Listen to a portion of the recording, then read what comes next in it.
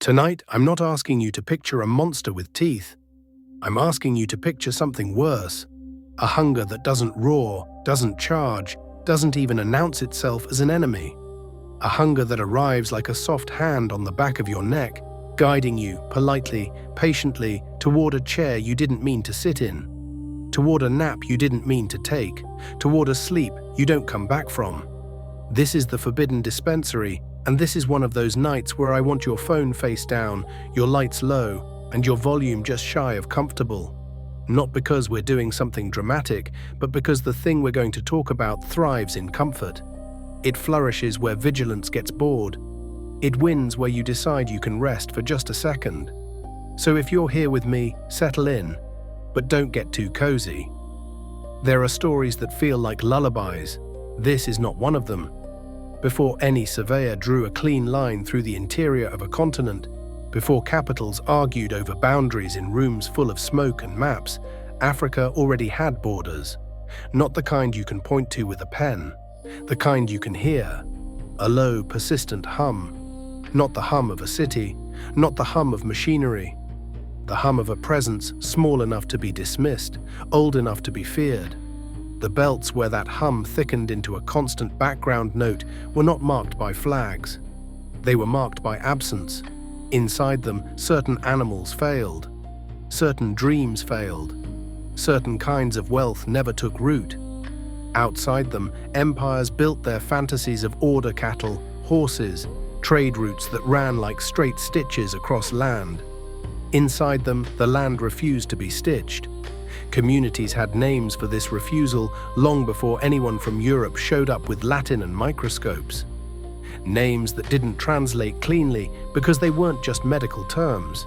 They were warnings, they were grief, winter sickness, wasting curse, sleeping disease. You can call it whatever you want. The effect was the same.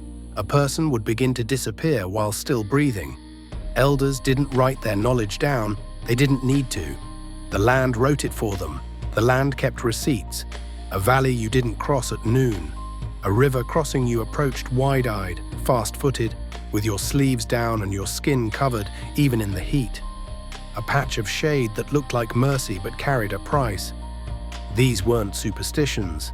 They were survival strategies learned the expensive way paid for in bodies and silence. Because in the flybelts, silence didn't mean peace. Silence meant the village had been taken. A traveler on a trade route could read it like rot in wood. A place that used to be loud now quiet and swallowed by green. Clay walls slumped back into the soil as if the earth were reclaiming a debt. A cooking fire ring with no smoke. A path that ended in weeds. And when you asked what happened, the answers came in the same careful tones people use for things that might still be listening. He was strong. She used to sing. He started sleeping in the day.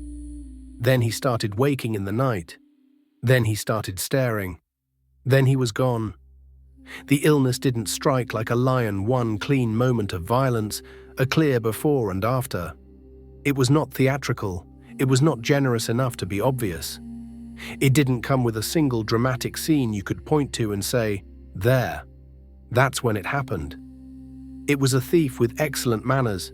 It stole energy first, the kind you only notice once you lose it. The warmth in someone's laugh, the casual strength in their movements, the way they fill a room without trying. A mother who once snapped into action at the first sound of a child's cry begins to move like she's underwater. A farmer who once lifted a tool like it weighed nothing begins to sit down for just a minute, and the minute becomes an hour, and the hour becomes the afternoon, and the sun moves on without him.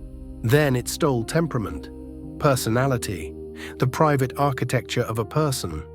The cheerful uncle became irritable, then confused, then cruel in the way frightened things can be cruel. The quiet man became loud and scattered, his words a storm of broken branches. The steady woman became a stranger in her own home, turning the wrong way in familiar rooms. The body wasted, yes, but the true horror was the theft of the mind. The slow erasure of the self until what remained was a vessel that still inhaled and exhaled, but had nothing inside worth calling home. In the Congo Basin, the story might be told as a water spirit angry, offended, hungry. the kind of thing that clings to a person and drinks them from the inside. A healer might come with herbs and smoke and words shaped like knives. The family would watch the ritual like you watch weather, hoping, bargaining, reading signs in every tremor and breath. Sometimes it seemed to help. A fever broke, a headache eased, the sick one sat up and looked like themselves for a morning.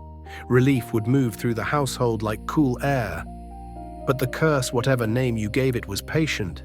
It didn't need to win today. It had time. It was gathering itself in the hidden rivers of the body, waiting for the moment it could cross the last border. Because this illness didn't just live in people, it shaped geography. It dictated where villages dared to settle and where they did not. It told farmers which fields were worth the risk. It told herders, more brutally, which dreams were impossible. In other regions, cattle were wealth. Cattle were food. Cattle were marriage and status and security made flesh. But in the fly belts, the great humpbacked herds you see elsewhere became a myth, a story from beyond the hum. A horse symbol of kings, tool of conquerors north of the line, could not survive a season south of it. The border wasn't drawn in ink, it was enforced in blood. And that invisible barrier biological in different shaped societies. Populations stayed lower, settlements scattered like cautious footprints. Wealth couldn't be banked in livestock. Large-scale agriculture leaned hard on human muscle because animals failed where the hum thickened. The fly belts were a fortress, not defended by soldiers, defended by an insect and the ghost it carried. For millennia, that hum was a border being enforced. A quiet war that didn't need drums or flags, the kind of war you only notice when you try to cross and the land teaches you why you shouldn't. But here's the thing, the old stories and the later stories eventually agreed on in their own uneasy way. The curse wasn't a spirit, the ghost wasn't an ancestor's wrath, it was alive. It was a creature of impossible smallness and astonishing ambition, a microscopic mariner navigating the crimson current of the human body as if it were born to it. Not a metaphorical thief, a literal one, built for invasion. Its name, once the outsiders finally pinned it down, was Trypanosoma brucei, a single-celled protozoan elegant in its simplicity, lethal in its patience. If you could see it clearly, really see it, you'd almost hate it for being beautiful. A translucent spindle tapered at both ends, with a single whip-like tail, a flagellum driving it forward in a corkscrew motion. It swims through blood the way a fish swims through water, not clumsy, not frantic, but perfectly at home. And its entire existence is a story of trespass. Its journey doesn't begin in you, it begins in the gut of an insect, in a living syringe that doesn't know it's carrying an empire's worth of grief.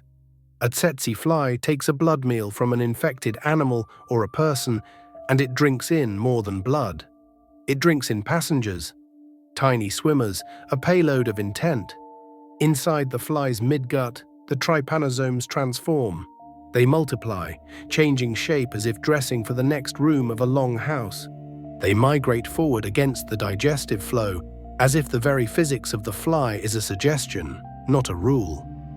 Up and up, toward the salivary glands, and there they complete their metamorphosis. Shorter, sturdier, infectious. They crowd into the salivary channels like a quiet army in a narrow hallway. They don't harm the fly. Why would they? The fly is not a victim. The fly is a vessel. Then the fly bites again, and this is the part most people misunderstand when they imagine an insect bite. They picture a mosquito, delicate, needle-thin, almost apologetic. A tsetse fly is not apologetic. Its proboscis is not a needle. It is a blade, a serrated instrument that saws through skin with brutal efficiency, creating a small pool of blood, rather than sipping from a vein. It feeds like something built for work, and as it feeds, it injects saliva anticoagulants, numbing agents chemistry designed to keep the blood flowing and the victim quiet. With that saliva comes the army. Thousands of trypanosomes flushed into the wound. A new invasion begins. At first they remain in the tissues near the bite, multiplying at the site until a hard, painful sore rises an accusation in the skin, a red knot known as a chancre, a beachhead, a flag planted without anyone noticing the landing. From there they pour into the lymphatic system, then into the bloodstream. And now the body fights back. Your immune system is not gentle. It is a surveillance state built of cells and signals, always listening, always scanning, always ready to burn down a neighborhood to stop an invader. It identifies the intruders by the coat of proteins on their surface and starts manufacturing antibodies shaped to fit those coats like keys. A massive counterattack launches. Millions, billions of parasites are annihilated. The fever breaks, the aches ease. For a moment it feels like you won. But this parasite isn't just a swimmer, it's a strategist. Because a tiny fraction of them, 1 in 100, 1 in 1,000, does something extraordinary right before the immune system closes the net. It changes its coat, it sheds its surface proteins and replaces them with a completely different set, drawn from a genetic library so vast it feels obscene. Hundreds upon hundreds of disguises, ready to be worn one after another. The antibodies you just built, those perfect keys, now fit nothing. They sweep harmlessly past the newly cloaked survivors, while the immune system busies itself mopping up the last visible members of the old generation. And in that brief window of confusion, the survivors multiply. The bloodstream fills again. New wave, same enemy, different uniform. The fever returns, the headaches pound. The body aches like it's been carrying something heavier than itself. And again the immune system adapts, builds new antibodies, launches a new counterattack. And again, most of the parasites die, but not all. Some are already changing coats again, anticipating the next assault the way a good liar anticipates the next question. This cycle proliferation, detection, destruction, disguise can go on for months. It can go on for years. Each wave triggers fever. Each response brings temporary relief. And the person becomes a battlefield in a war of attrition their body cannot win. Because the enemy does not need to win quickly. The enemy only needs to endure. This is the first stage, the war for the blood. But the trypanosome has never been satisfied with blood. Blood is the road. The destination is the inner sanctum, the central nervous system, the citadel, the seat of the self. And between the parasite and your brain stands one of the most formidable structures in your body, the blood-brain barrier. A tight weave of cells that acts like a customs checkpoint for chemistry letting in what the brain needs, keeping out what might poison thought itself. It is a border crossing of microscopic precision, and the trypanosome finds a way across. How it does it is still being argued over in clean rooms and research papers. Does it slip between cells like a thief in an alley? Does it trick immune cells into carrying it across like a smuggler hiding in a convoy? Does it weaken the barrier with chemical sabotage until the wall briefly leaks? However it happens, the result is the same. The gates open. The invader enters, and once it reaches the cerebrospinal fluid, that clear, quiet sea around brain and spinal cord, it arrives in privilege. Here it is safer. Here the immune system's heaviest weapons don't reach as easily, and here it begins its most terrible work. Not by chewing brain cells like a predator. The damage is crueler than that, subtler. Like smoke in a locked room, its presence triggers inflammation sustained, relentless. The brain's own immune cells, microglia and astrocytes, roar into action, releasing cytokines, chemical signals of panic meant to fight infection. But inside the skull, where there is no space to swell, that sustained chemical storm turns toxic. It disrupts architecture. It scrambles neurotransmitters that govern mood and motivation and thought. And then it attacks the master clock. Deep in the brain, in the hypothalamus, the mechanisms that keep day and night meaningful begin to fail. The sleep-wake cycle, one of the most basic rhythms of life, unravels. The descent is slow, and it is intimate. You don't simply get sleepy, you lose the concept of time. Night becomes a restless, agitated awake state where the mind can't shut off. Day becomes a swamp of irresistible lethargy.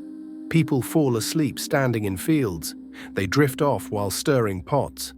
Not naps, blackouts, stolen time, and as the weeks become months, personality begins to fray. Mania, aggression, then depression. Or more often, subtraction, a quiet flattening of emotion until the face becomes a slack mask and the eyes stop reaching for meaning. Then the tremors come. The gait becomes a shuffle. Speech slurs, swallowing becomes difficult. The person is present in the room the way a lamp is present there, lit but not alive.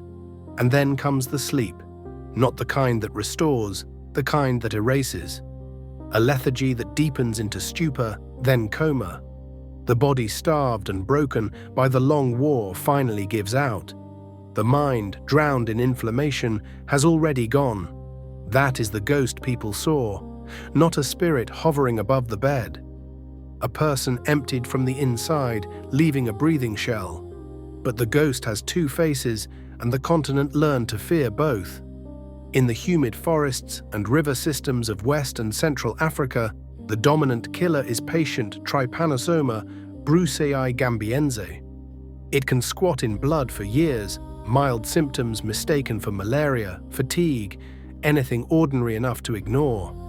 It manages its disguises with a kind of restraint, keeping the immune system off balance but not fully overwhelmed. It takes its time before crossing into the brain. This is the classic form, the slow fading over seasons, the true sleeping sickness. In the dry savannas and woodlands of East and Southern Africa, another subspecies hunts Trypanosoma brucei rhodesiense. This one is a charging predator, primarily cycling through wild game antelopes, bushbuck, buffalo, and when it jumps to humans, the story moves fast. Higher fevers, more violent progression, organ damage, weeks instead of years, brain invasion quick and brutal, death in months, sometimes before the sleep disturbances even fully bloom. Gambiense is the slow poisoner. Rhodesiense is the lion. Both are delivered by the same ferryman. Because for all its sophistication, the microscopic mariner cannot cross the inch of air between bodies by itself. It needs wings. It needs a carrier that doesn't look like a carrier. It needs glossina. The tsetse fly looks, to the untrained eye, like an ordinary fly. But there are tells. When it rests, it folds its wings one directly over the other, like closed scissors. And in the veins of those wings is a pattern that looks uncannily like a butcher's cleaver, a hatchet, a signature, a warning. And unlike mosquitoes, tsetse don't gamble with hundreds of eggs. Their strategy is quality. The female is fertilized once, stores sperm, and gives birth not to eggs, but to a single larva that grows inside her, nourished by a milk-like gland. 9 days of development, 3 stages, until the larva is nearly as big as the mother. Then she finds loose, shaded soil and delivers it one wriggling, fully grown larva that immediately burrows down and hardens into a dark puparium, a small seed pod shell. A month later, a new fly breaks free, hungry, long-lived, efficient, and both males and females feed on blood. They hunt by day. They're drawn to motion and dark shapes: buffalo herds, porters on a path, a farmer walking to a field. They home in on carbon dioxide, the very breath of life. They can follow silently, land so gently you don't feel them until the bite. And the bite again is work, a rigid piercing organ with microscopic rasping teeth. It braces, drives in, saws through capillaries to create a hemorrhage, then drinks. Saliva numbs, prevents clotting, and in that forced donation, the parasite makes its leap. The Tsetse's habitat defines the map of danger: shade and humidity, woodland and gallery forest, riverbanks and lake edges. The places humans need most water, fish, washing become gambling tables. It makes fertile land uninhabitable, or at least inhabited with one eye always listening for the hum. This is not just a disease vector. This insect is an ecological engineer. It shaped history by blocking livestock, by guarding wilderness, by preventing the easy conversion of savanna into pasture. It protected ecosystems by making them too costly, too lethal, to domesticate on an imperial timetable, and in that way, the fly became a kingmaker and a kingdom breaker, a silent arbiter of life and death, a hatchet-winged courier carrying a parasite that doesn't just kill you, it steals you. So when the great European powers in the 19th century looked at a map and saw what they called a dark interior, they weren't just seeing the limits of their knowledge. They were staring at a region defended by an army they couldn't negotiate with, a border enforced not by men with guns, but by a hum in the shade. They sent men anyway, men with endurance and hubris, men with Bibles and rifles, sextants and quinine, men who believed the continent's challenges were heat, terrain, rival kingdoms, familiar fevers. They did not have a name for drowsiness as an enemy. And so they walked into the belts, and the ghost walked with them. If you want to understand how something microscopic can bend history, don't start with the microscope. Start with arrogance. Start with the human habit of mistaking the unfamiliar for the inferior. Start with a column of men, sweating through uniforms, counting miles, counting porters, counting bullets, while the real enemy counts heartbeats. The outsiders came with maps that had blanks and egos that had none. They came believing the continent's dangers were the ones you could name out loud: heat stroke, crocodiles, hostile kingdoms, the fevers they'd already learned to fear. They brought quinine like a talisman. They brought rifles like punctuation. And then the shaded riverbanks taught them a new vocabulary, not a word for pain, a word for absence. At first, the symptoms looked ordinary enough to be ignored. A man would complain of headaches. A man would feel a bit off, joint pains, a vague fever, fatigue that could be blamed on marching, on hunger, on the wet weight of the air, the sort of suffering an expedition leader expects as background noise. Then the background noise got personal. A porter would begin to lag behind, not dramatically, no collapse, no clutching at the chest, just a slow widening of the gap, as if his body had decided to move at a different tempo than the column. When told to hurry, he would nod, he would try, and then he would drift again, like a boat whose oar has slipped. He would sit down to rest, and not get back up, not because he refused, not because he rebelled, because the machinery inside him had begun to fail at its simplest command: stay awake. But the men in charge, many of them forged in Victorian discipline, in the industrial logic that equates productivity with virtue, didn't have a category for a brain being quietly invaded. They had categories for laziness. They had categories for disobedience. They had categories for moral weakness. So they used the tools those categories demanded. They cajoled, they threatened, they punished. They beat men for sleeping. This is one of the cruelties the disease fed on. It didn't just steal a person from their family, it turned them into a suspect first. It made their suffering look like a choice. Long before anyone in Europe could describe Trypanosoma with a Latin name, people living inside the belts already understood the Tsetse's power. They didn't need to know the parasite's shape to know its consequences. They knew cattle died where the fly hummed. They knew horses failed. They knew certain paths were dead. And when the Europeans came, they learned the animal lesson first. Oxen and horses, those proud engines of empire, entered the belts and started to fail. Not at once, not in a clean cinematic moment. They became weak, their coats dull, their eyes tired. They refused feed, they wasted. Then they died. Progress died with them, because muscle is only muscle if it stays alive. David Livingstone saw this clearly. Livingstone, Scottish missionary, physician, meticulous note-taker, spent decades moving across the continent. His journals are filled with the kind of careful observation that makes you want to trust him, even when he misses something. He wrote about flora and geography and people with a clinician's eye. He wrote about the Tsetse fly with the frustration of a man watching his logistics collapse.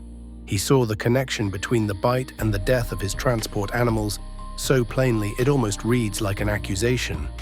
He knew where the fly belts were because he could trace them in carcasses. He learned to respect those invisible borders the way you respect a cliff edge.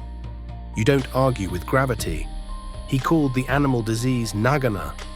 He watched cattle and horses die and understood the fly was a killer of economies, a barrier to agriculture, a tyrant over movement.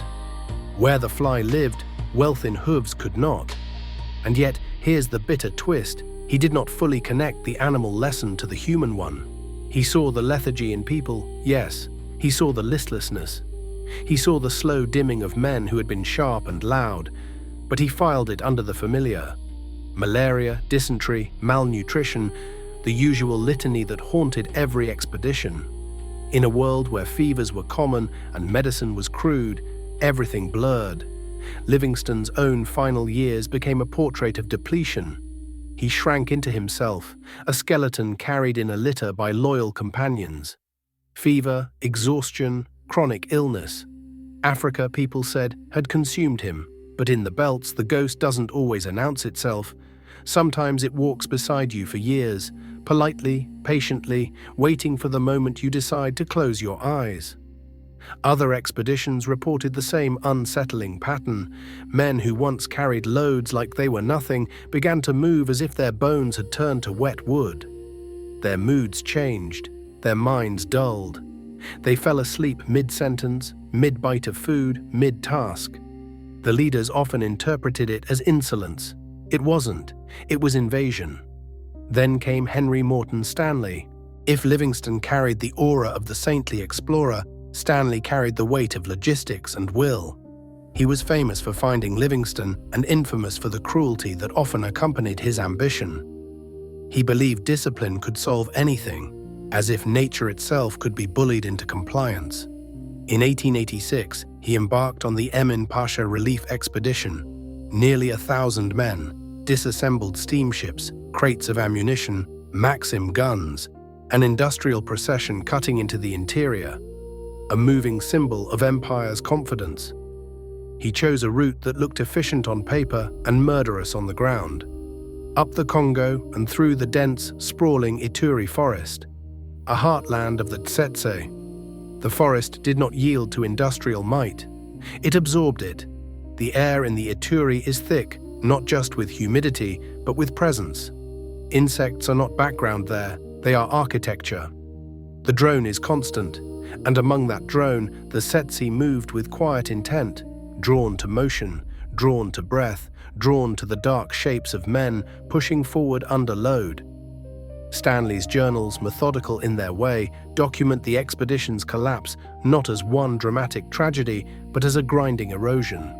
Men fell ill, men became sullen, men became lazy, he wrote. Porters set down their loads and refused to move.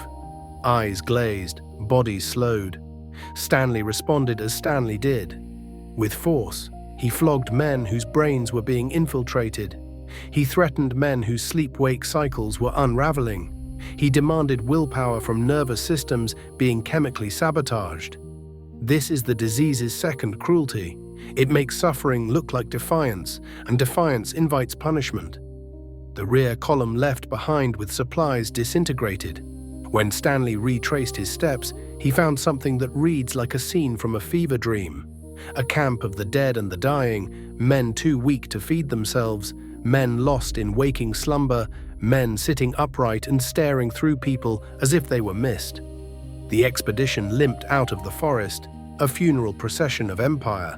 It had been broken not by warriors, not by rapids, not by starvation alone, but by an insect and a microscopic passenger. Stanley charted a river, but the river had a guardian and it collected a fee. The explorers became canaries in the mine. They carried back stories that should have been treated as warnings, not just of a disease, but of a force that could halt movement, drain labor, empty territory. But the late 19th century was not an era that listened well. Europe was hungry. Borders were being drawn in Berlin with rulers and ink, lines slicing through societies and ecologies with no respect for either. Administrators, merchants, soldiers followed the explorers' trails to turn new territories into profit. And in doing so, they took a disease that had existed in a grim, localized equilibrium and turned it into a firestorm. Because the old equilibrium, however brutal, had rules. People inside the belts knew where danger lived. They avoided certain thickets. They settled in open ground. They altered grazing patterns. They built lives around the hum. They did not defeat it, but they negotiated with it the way you negotiate with a floodplain. You learn where the water goes, and you don't build your house there. Colonialism tore that negotiation apart. To the new rulers, empty land was wasted land. Sparse populations were an inefficiency. The belts were not understood as fly country. They were misunderstood as underused resources waiting to be developed. And development in the colonial sense meant movement. Railways needed labor. Plantations needed labor. Mines needed labor. Administrations needed porters, clerks, soldiers. So people were moved on a scale that the belts had never had to metabolize. Men were conscripted from fly-free highlands and marched into fly belts. They were infected. They carried parasites in their blood like unseen contraband. Months later, they were sent home or escaped, or were relocated again, carrying the trypanosomes into new regions. And wherever a species of tsetse existed, even one that had mostly fed on animals, the cycle could begin. The colonial project was, without meaning to be, a distribution network for the parasite. It connected populations that had never been connected, mixed infected and uninfected people with terrifying efficiency, and broke local systems that had contained transmission. The most horrific example unfolded in the Congo Basin under the personal rule of King Leopold II of Belgium. Not a colony in the normal sense. A private enterprise. His Congo Free State was a machine built for extraction rubber, ivory run through terror. Quotas enforced with mutilation. Villages punished for falling short. Communities driven into the forest to hide from agents who measured value in harvested sap and severed hands. The terror created chaos. People fled, farms were abandoned, social structures cracked, and refugees carrying parasites moved through the Tsetse's heartland like kindling. Sleeping sickness swept through the basin like a phantom army.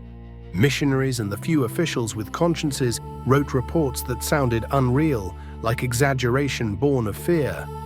Entire districts depopulated, village after village silent along the Congo River, huts filled with skeletal bodies in the terminal coma.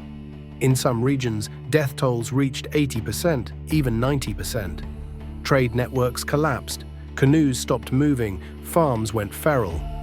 A traveler could move for days through land that once held dense communities and see no living human being. A land of ghosts. Numbers from that era are slippery. Records were poor and often dishonest, but even conservative estimates suggest hundreds of thousands dead in the Congo Basin alone. And the fire spread. Around the turn of the 20th century, the epidemic reached the shores of Lake Victoria. Fertile soil, fish-rich waters, a hub of trade and culture. The lake's lush vegetation also made it perfect habitat for riverine tsetse.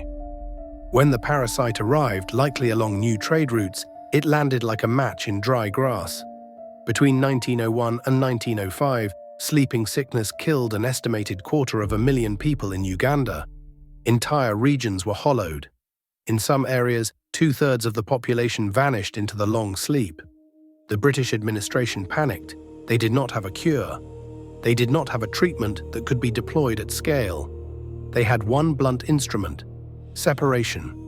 They ordered the depopulation of the lakeshore and nearby islands. Tens of thousands were forcibly removed from ancestral land. Homes were burned to prevent return. A cordon of cleared land, no man's land, was created between people and the water. It was an admission that empire could not defeat an insect. It could only retreat. For years, the lake shores once loud with life lay quiet, an open-air memorial to the parasite's power. This was the Great Dying, a wave of loss that altered demography, shattered societies, and left trauma thick in the air. The ghost had shown its true scale, and the colonial project, so dependent on labor, was now threatened by its own negligence. You cannot collect taxes from the dead. You cannot run plantations with a workforce that is asleep.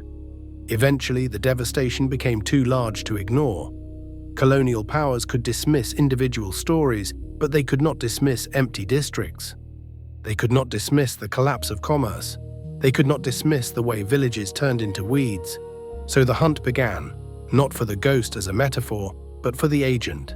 A scientific detective story set not in marble laboratories, but in makeshift stations where humidity-warped paper and insects found their way into everything.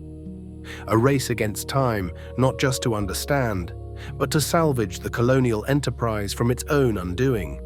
The central figure, the man who would put a name to the ghost, was a Scottish pathologist and microbiologist, David Bruce.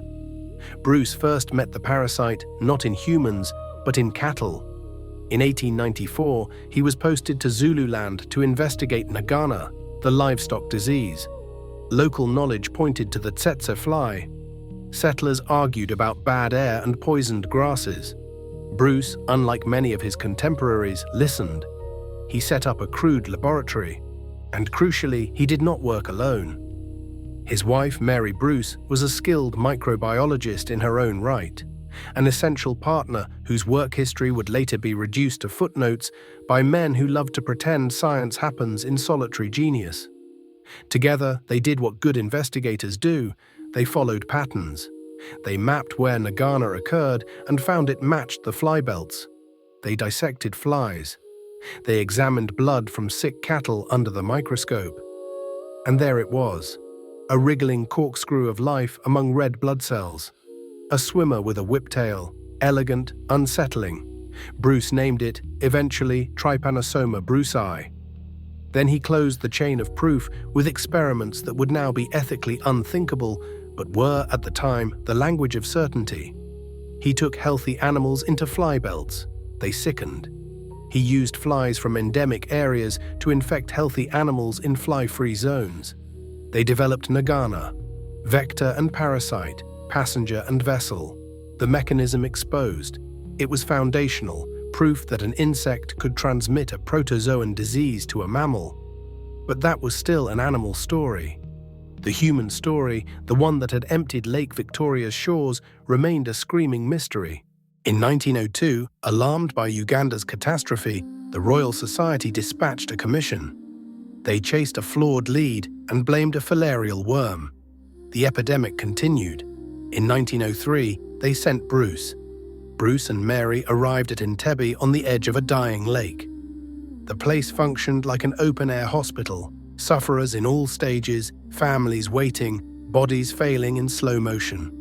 An Italian physician, Aldo Castellani, had been working there and had made a crucial discovery: trypanosomes in the cerebrospinal fluid of sleeping sickness patients.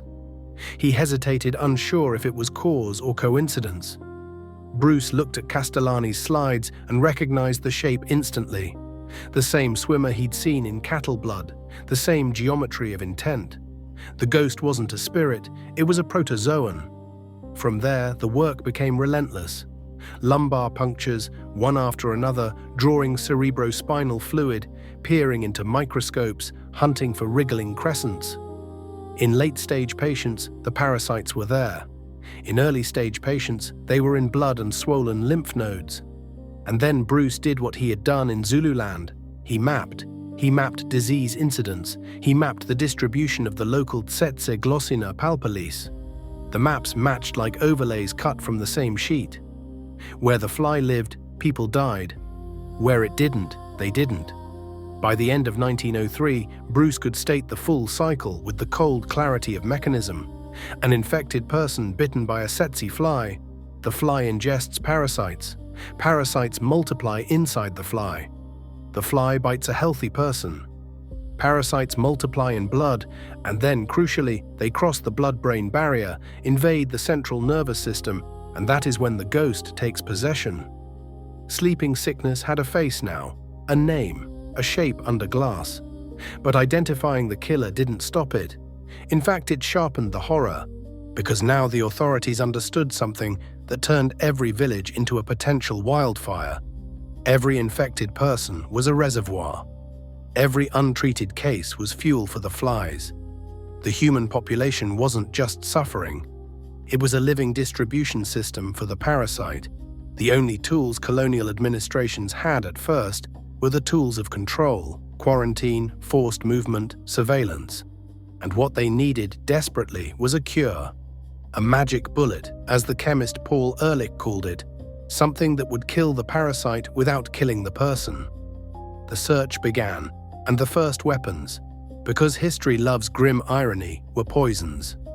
Arsenic. Heavy metals had long been used against microscopic invaders with the blunt logic of desperation. Mercury for syphilis, antimony for other parasites. For trypanosomes, researchers began experimenting with arsenic-based compounds. One of the most infamous was called atoxyl. The name was marketing as prayer, non-toxic. It was a lie. Atoxyl was vicious. Doctors had to balance dose against catastrophe, aiming to kill parasites before the arsenic destroyed optic nerves blindness or wrecked kidneys and livers. In early-stage disease, it sometimes worked. In late-stage disease, it often failed. Because the ghost, once it crossed into the brain, hid behind the blood-brain barrier where many drugs couldn't reach. The sanctuary held, and the war entered its next darker chapter, a long road of chemistry and coercion, of cures that maimed, of public health campaigns that looked suspiciously like occupation. That's where we're going next, because once the ghost was named, the question stopped being, what is it? And became, what are you willing to do to stop it? And the answers written in needles, ledgers, fences, and cleared forests are not clean. They never are. There's a particular kind of horror that only medicine can produce, and it's not the horror of blood. It's the horror of arithmetic. A disease gives you a death sentence, and the cure offers you odds. You don't get to ask whether it's fair. You only get to ask whether you want to roll. Once the ghost had a name, once Trypanosoma brucei stopped being folklore and became something you could point to under a lens, the colonial powers finally had their enemy. The old mystery dissolved into mechanism. But mechanism doesn't save anyone by itself. A microscope can show you what is killing people. It can't necessarily stop it. And in the first decades of the 20th century, stopping it meant turning to the only weapons that could reach into blood and kill a parasite. Poisons refined into protocol. Arsenic was the obvious candidate because arsenic is what you reach for when you've run out of gentler options. It had a long, dark reputation, and it had one valuable trait. It could be toxic to microbes. The idea was brutal and elegant in the way desperate ideas often are, make the human body temporarily poisonous enough that the parasite dies first. The early arsenic drugs wore optimistic names like costumes. Atoxyl, the famous one, was marketed as less toxic, as if a compound built from arsenic could be persuaded to behave by changing its label.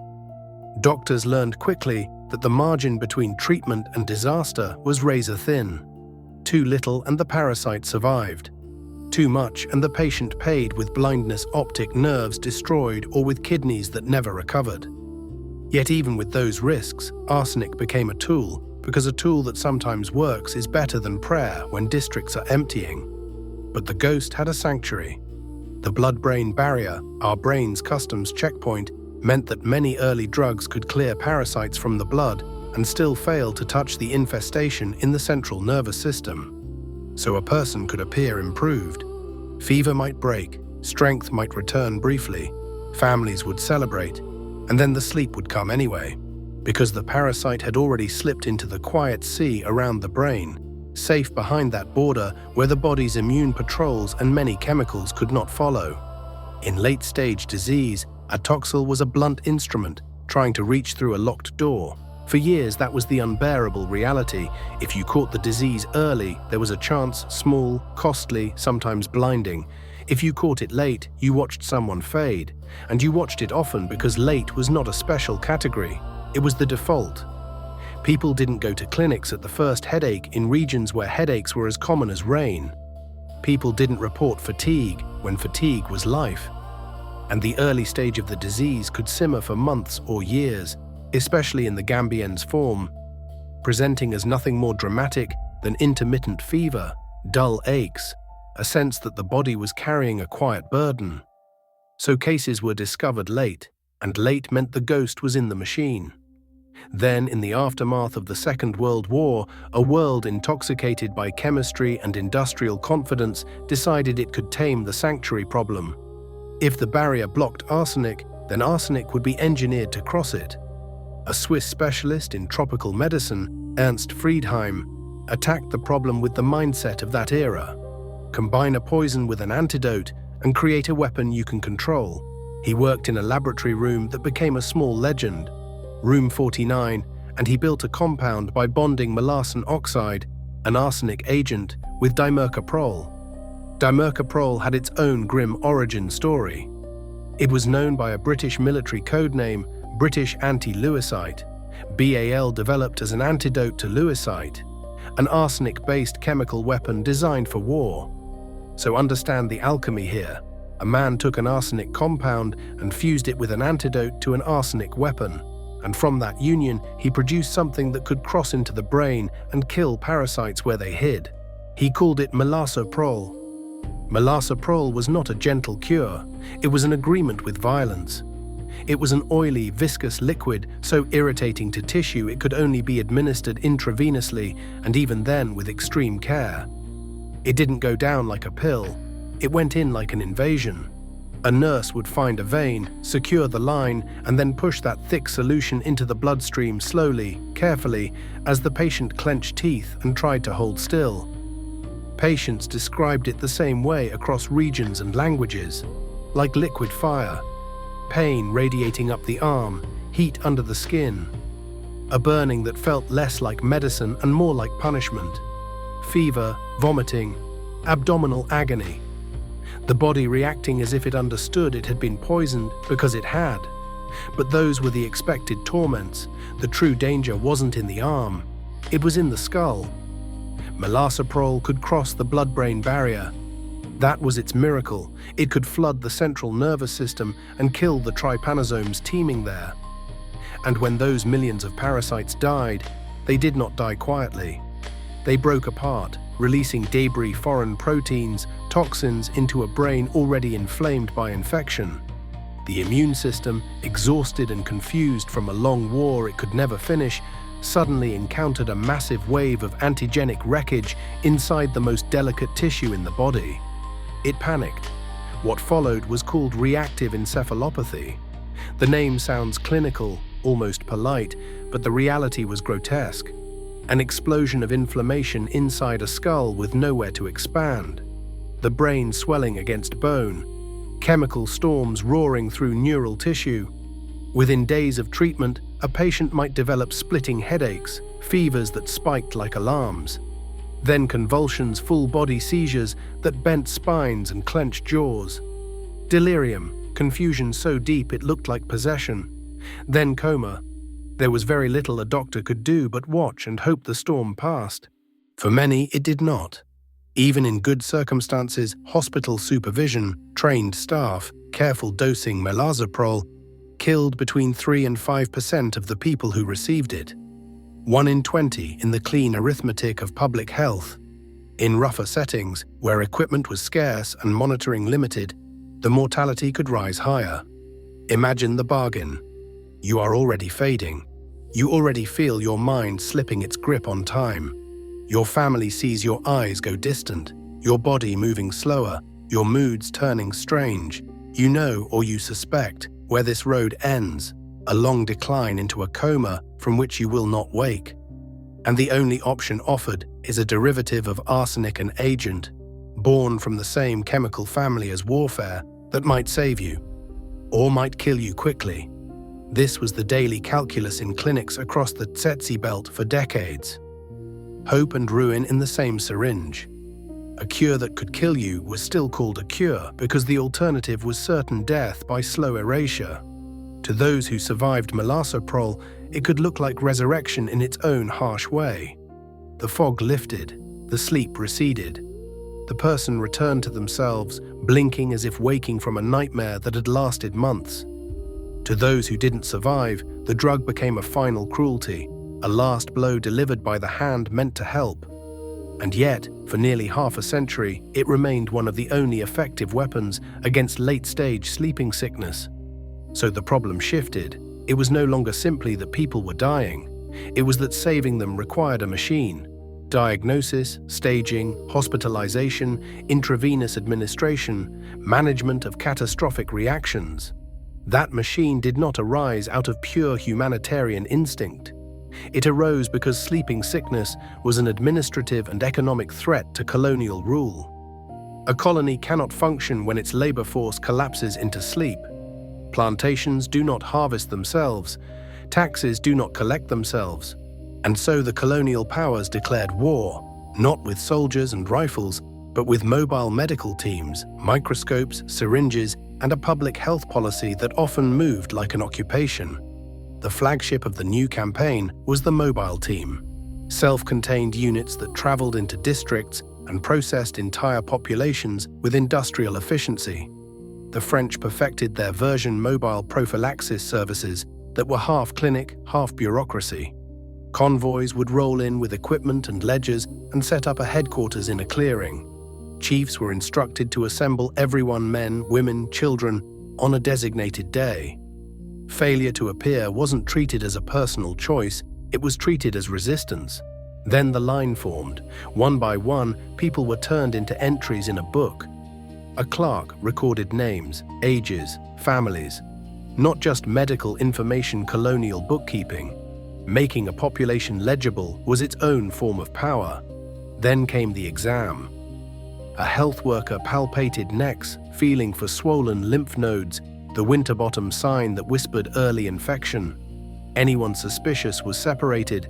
Then came the procedure people feared most, especially in remote settings where needles carried their own mythology. The lumbar puncture. Under a tent flap or the shade of a tree, people were told to curl on mats. A long needle slipped between vertebrae into the lower back to draw cerebrospinal fluid. In modern hospitals, it is a controlled procedure. In the field, heat, dust, minimal anesthesia, limited sterile supplies, it was terrifying. For children, it felt like betrayal by the adults who had promised help. For parents, it felt like watching someone touch the boundary between body and soul. The fluid was taken to a portable microscope. A technician hunted for the wriggling crescent shapes. Positive. Stage 2. The ghost had crossed the border. Negative. Stage 1.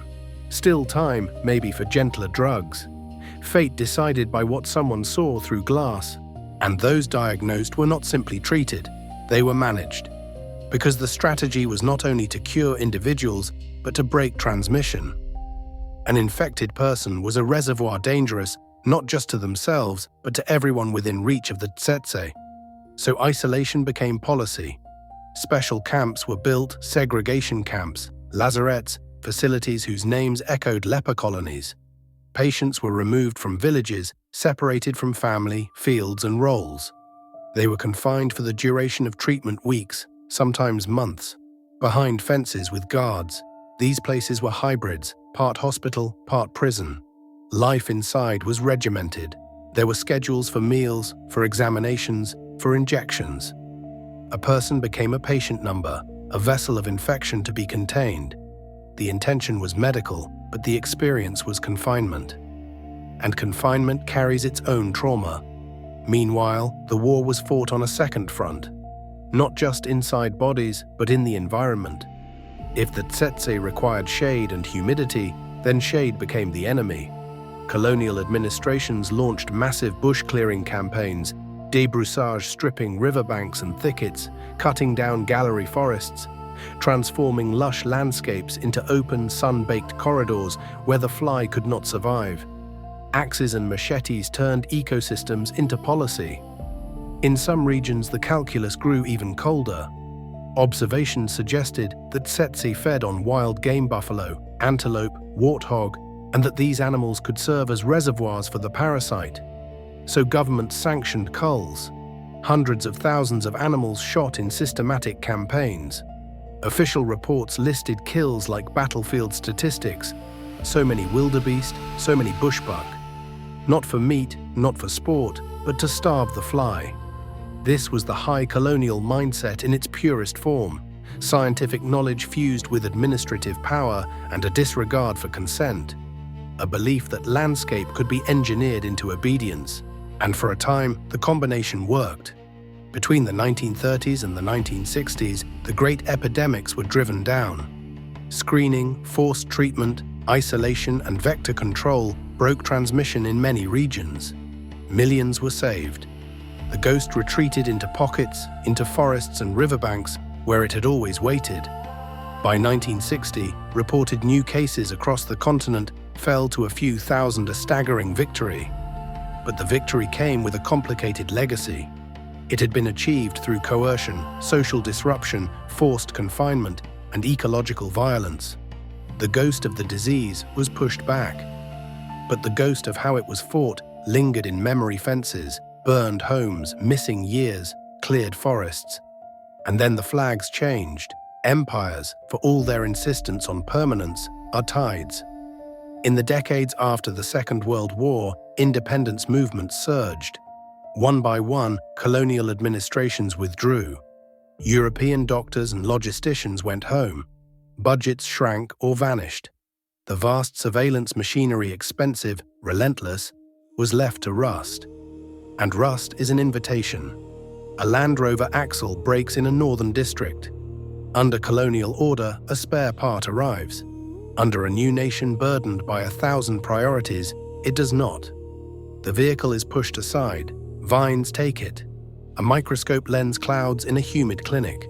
No trained technician remains to repair it. The optic turns soft. Diagnosis blurs. A stock of drugs expires. Supply chains fail. The magic bullets, however poisonous, become unavailable. These are small failures, but the parasite does not need a grand collapse. It thrives on cracks. It waits in animal reservoirs. It waits in the gut of a fly. It waits in asymptomatic carriers, people who feel fine but carry trypanosomes in blood for months or years. With surveillance weakened, transmission quietly reforges itself. One fly bites an infected person at a riverside market. The fly travels, it bites another.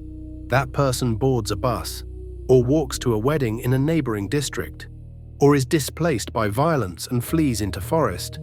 Link by invisible link, the chain rebuilds. Political turmoil became the parasite's greatest ally. In the Congo, independence was followed by chaos and conflict. Health systems disintegrated. Records were lost. Mobile teams disbanded. In Angola, war turned rural zones into no-go areas for decades. In South Sudan, conflict made the very regions where the Tsetse thrived inaccessible. War does not just kill directly, it destroys the infrastructure that keeps slow killers contained. By the 1990s, the old victory looked like a cruel joke. Cases climbed, tens of thousands, hundreds of thousands. The World Health Organization issued warnings that felt like echoes from the Great Dying. The ghost was no longer something elders spoke of in the past tense. It was there, in the next hut, in the vacant stare of someone whose mind was being quietly stolen. And the frontline doctors, those who remained, often had two options for late-stage disease. Neither was kind. One was an older drug with limitations and failures. The other was melarsoprol arsenic fire in a syringe with its 1 in 20 death rate. Families were forced into impossible consent. Doctors were forced into impossible ethics. This is where the story turns again, because history sometimes allows a strange mercy. A cure that arrives from an unexpected place. Not from the bush. Not from traditional remedy. From cancer research. From a failed drug repurposed. From the accidental generosity of chemistry. In the next part, we follow that thread. The drug that nurses would call the resurrection drug.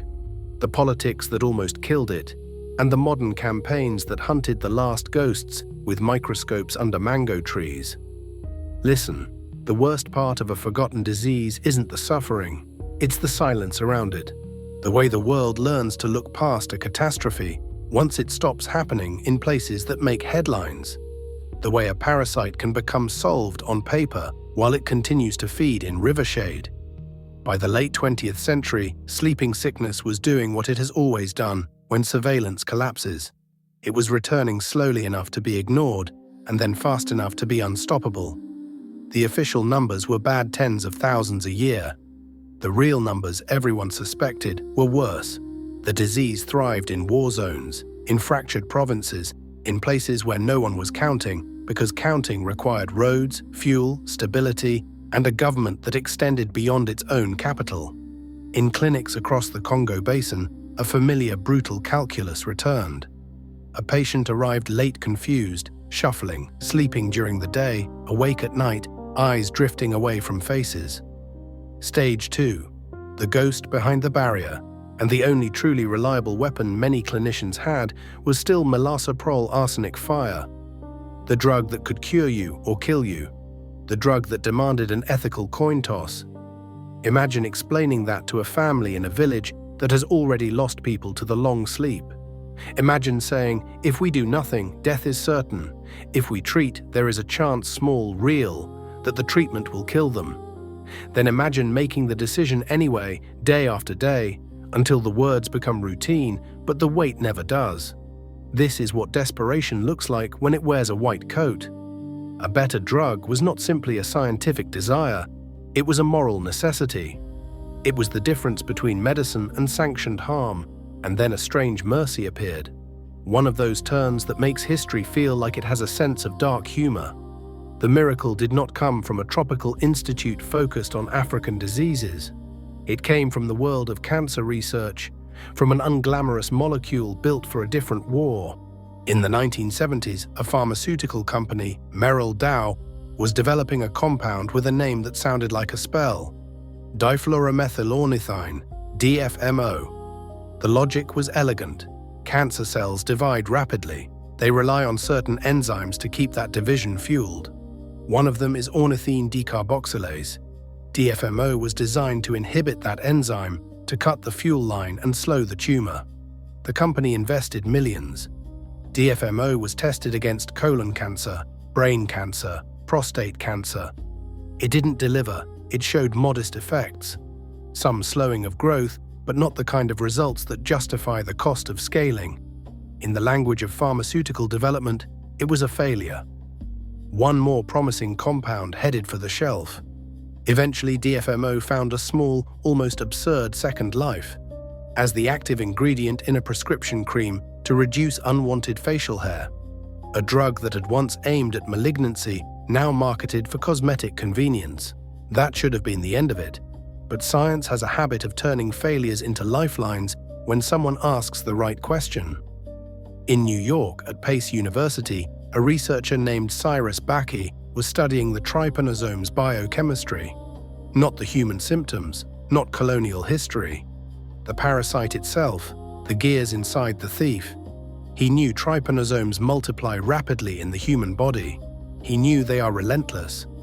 He wondered if their furious reproduction depended on the same enzyme that cancer cells lean on ornithine decarboxylase. So he got his hands on DFMO. No armies, no grand funding, just a scientist with a hunch and laboratory mice. He infected the mice. He treated them with DFMO. And the results were stunning. The parasites vanished from their blood. The mice were cured. A clean kill. The failed cancer drug had found its true calling. Not against a tumor, but against a protozoan mariner that had haunted Africa for millennia. Word moved through the small, underfunded world of tropical disease research like a lit match. Hope, real hope, is contagious. The obvious next step was the hardest. Would it work in humans? In 1985, the opportunity arrived in a way that was both tragic and perfect. A woman in the United States infected in Africa had progressed to late-stage sleeping sickness. She was slipping toward coma. Doctors had treated her with milasoprol. It failed. Parasites persisted in her spinal fluid. She was dying. With nothing left to lose, her physicians sought compassionate use approval for DFMO. Paperwork moved. Institutions hesitated the way institutions always hesitate when the stakes are high and the precedent unclear. Approval came. DFMO was administered slowly, intravenously, by drip and patience. And then everyone waited. She woke up, the confusion lifted, the lethargy receded, her cerebrospinal fluid cleared of parasites. She returned from the edge. In the language of clinics, it was a success. In the language of people who had watched sleeping sickness erase loved ones, It was something more frightening and more beautiful. It felt like resurrection. Trials followed in the places that needed it most. Sudan, Congo, overwhelmed hospitals where staff had seen too many patients die from the disease or the arsenic cure. Again and again, comatose patients began to wake. They sat up. They asked for food. They recognized family. Nurses and local staff gave the drug a name that was less chemical and more truthful. They called it the resurrection drug. Eflornithine, that became DFMO's clinical name in this new life, was far less toxic than melarsoprol. And for the Gambian's form of sleeping sickness, it was astonishingly effective. But miracles in our world have to argue with logistics. Eflornithine was not a simple pill. It was a complex drug to manufacture, and the treatment regimen was punishing in its own way, not in toxicity, but in demands. 4 intravenous infusions per day, every 6 hours, for 14 days. Think about what that means in a rural hospital with intermittent electricity, limited sterile supplies, and a skeleton staff already stretched to breaking. Think about what it means for a family, 2 weeks away from fields and children, 2 weeks in a ward where infection is always lurking, 2 weeks of commitment in a system that might barely be functioning. The drug was kinder than arsenic, but it required infrastructure the disease had already helped destroy.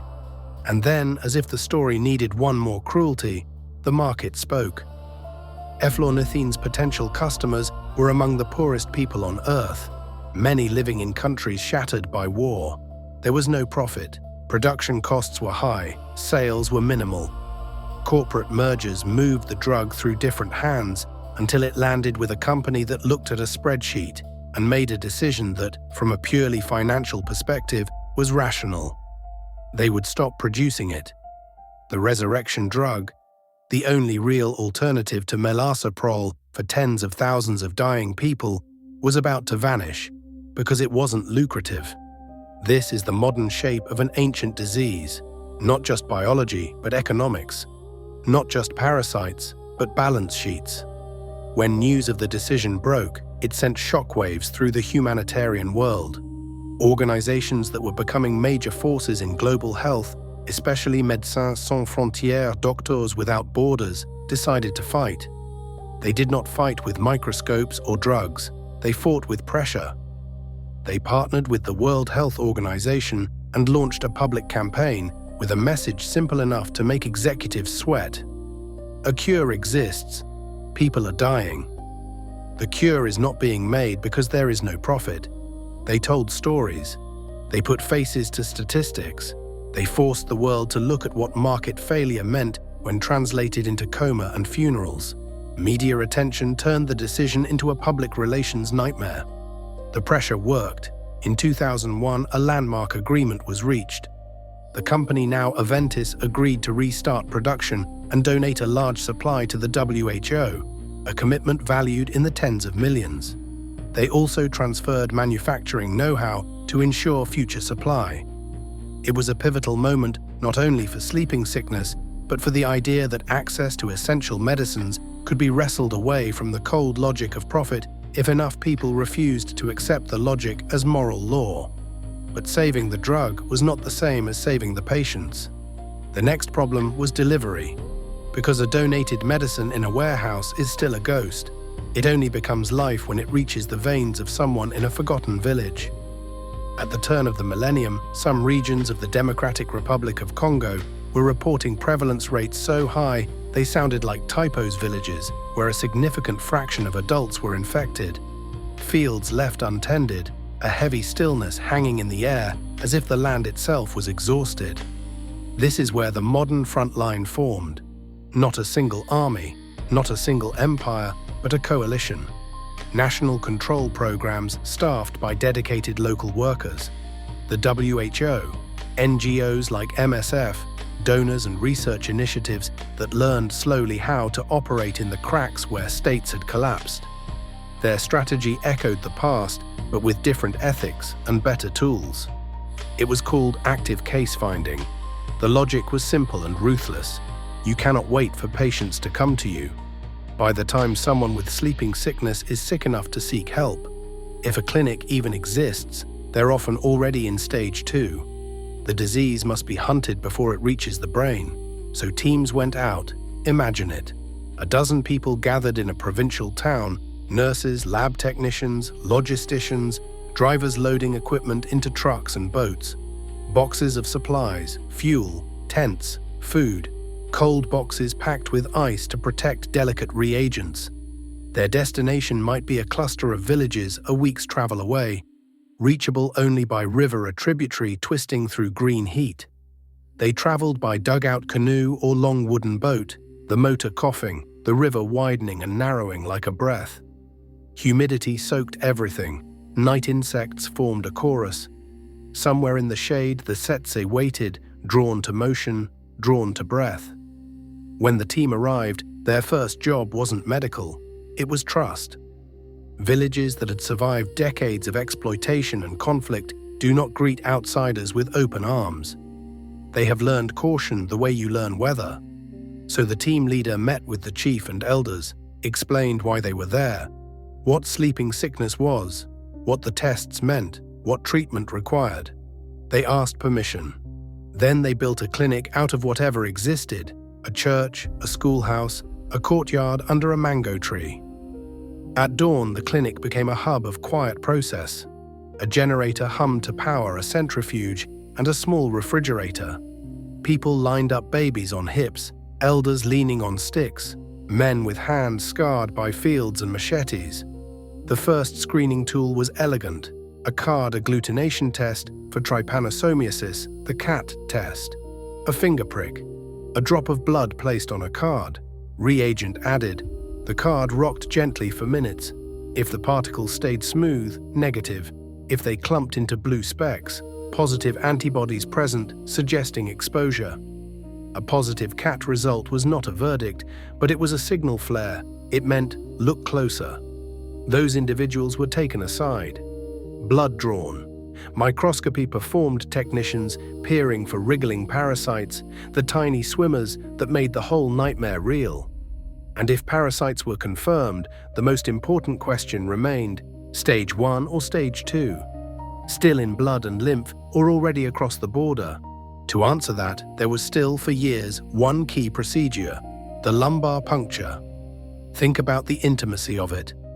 In a village with no running water under a tree, a nurse performs a spinal tap. The patient curls on a mat. The nurse finds the space between vertebrae by touch and experience. The needle enters. Clear cerebrospinal fluid drips into a vial. The sample is carried to a folding table where a microscope waits. A technician stains it, peers into the eyepiece, and hunts. If trypanosomes are there, or if white blood cell counts are elevated in certain patterns, it means stage 2. The ghost is in the machine. Diagnosis is only the beginning. Treatment is the next cliff. In the early 2000s, stage 2 treatment often meant hospitalization for eflornithine 2 weeks of IV infusions, a logistical burden that required nurses on shifts, sterile lines, drug storage, and family support. Then came a breakthrough that felt less like a miracle and more like a hard-won compromise with reality: combination therapy. In 2009, the Drugs for Neglected Diseases Initiative, DNDi, helped usher in NECT, nifurtimox, eflornithine combination therapy. Nifurtimox, originally developed for Chagas disease, paired with eflornithine to simplify treatment. Fewer infusions, shorter hospital stays, improved practicality, a massive step away from melarsoprol's deadly bargain and away from eflornithine's punishing logistics. And as diagnosis and treatment improved, another front matured: vector control that did not require scorched earth. The blue and black targets, those rectangles of cloth that Tsetse flies find irresistible, began to appear along riverbanks and paths, silent flags marking a new kind of war. Not bombs, not forests, leveled seduction and specificity. Thousands, then tens of thousands, hung where flies hunted. Each treated patient broke a link. Each target killed a courier. The chain of transmission began to snap. The results, over years, were stunning. From the estimated hundreds of thousands infected in the late 1990s, the numbers began to fall. Reported cases dropped below 10,000, then below 1,000. A parasite that had haunted history was being pushed back toward the margins again, not by empires, but by coordination, stubbornness, and the unglamorous heroism of people who woke before dawn to run tests under trees. But victory against a ghost is always fragile. Because the parasite still has places to hide.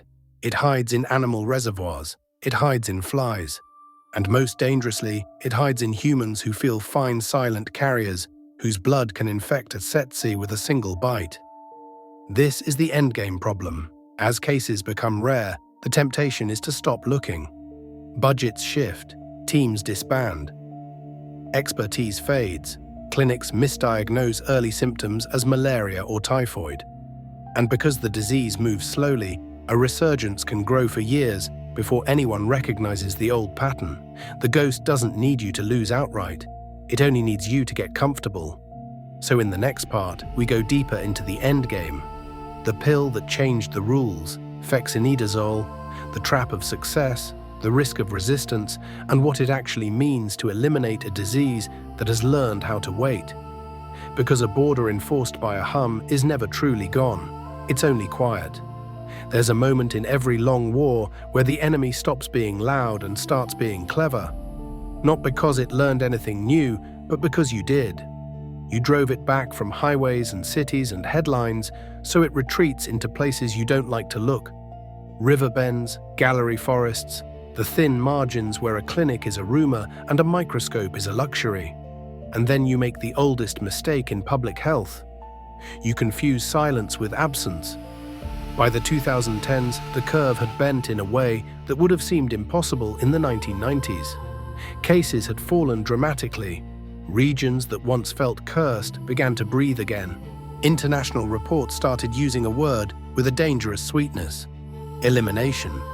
Not eradication, elimination. That distinction matters the way a hairline crack matters in a dam. Eradication means the pathogen is gone from the world, smallpox gone, locked in labs and memory. Elimination means you've pushed transmission down below a defined threshold. It means the fire is out in the open, but the embers may still be smoldering where you can't see. Sleeping sickness is, by its nature, an ember disease. Especially the Gambian's form, the slow one, the ghost that prefers patience. A person can carry the parasite for months, even years, with symptoms mild enough to be dismissed. They keep working, they keep traveling to markets, they keep fishing at the river. They feel tired in a world where everyone is tired. They are not a patient in a hospital bed. They are a reservoir walking around in daylight. And every time a Tsetse fly bites them, it can pick up the parasite and carry it onward, making the human body not just a victim, but an unwitting bridge. This is why the endgame is so hard. When you reduce the number of visible cases, you don't necessarily reduce the number of hidden infections at the same rate. You simply reduce your ability to notice them. The great mobile screening campaigns, the ones that pushed numbers down, are expensive. They are logistics heavy. They require trained staff, supply chains, fuel, reagents, security. They require the kind of bureaucratic persistence that is easy to fund when tens of thousands are dying, and much harder to justify when you're only finding a few cases per 100,000 tests. And so, inevitably, pressure builds. Why send a team a week upriver to screen 1,000 people if you'll likely find no one? Why keep a specialized program for a disease that seems to be disappearing? Why train nurses to recognize a sickness they may never see?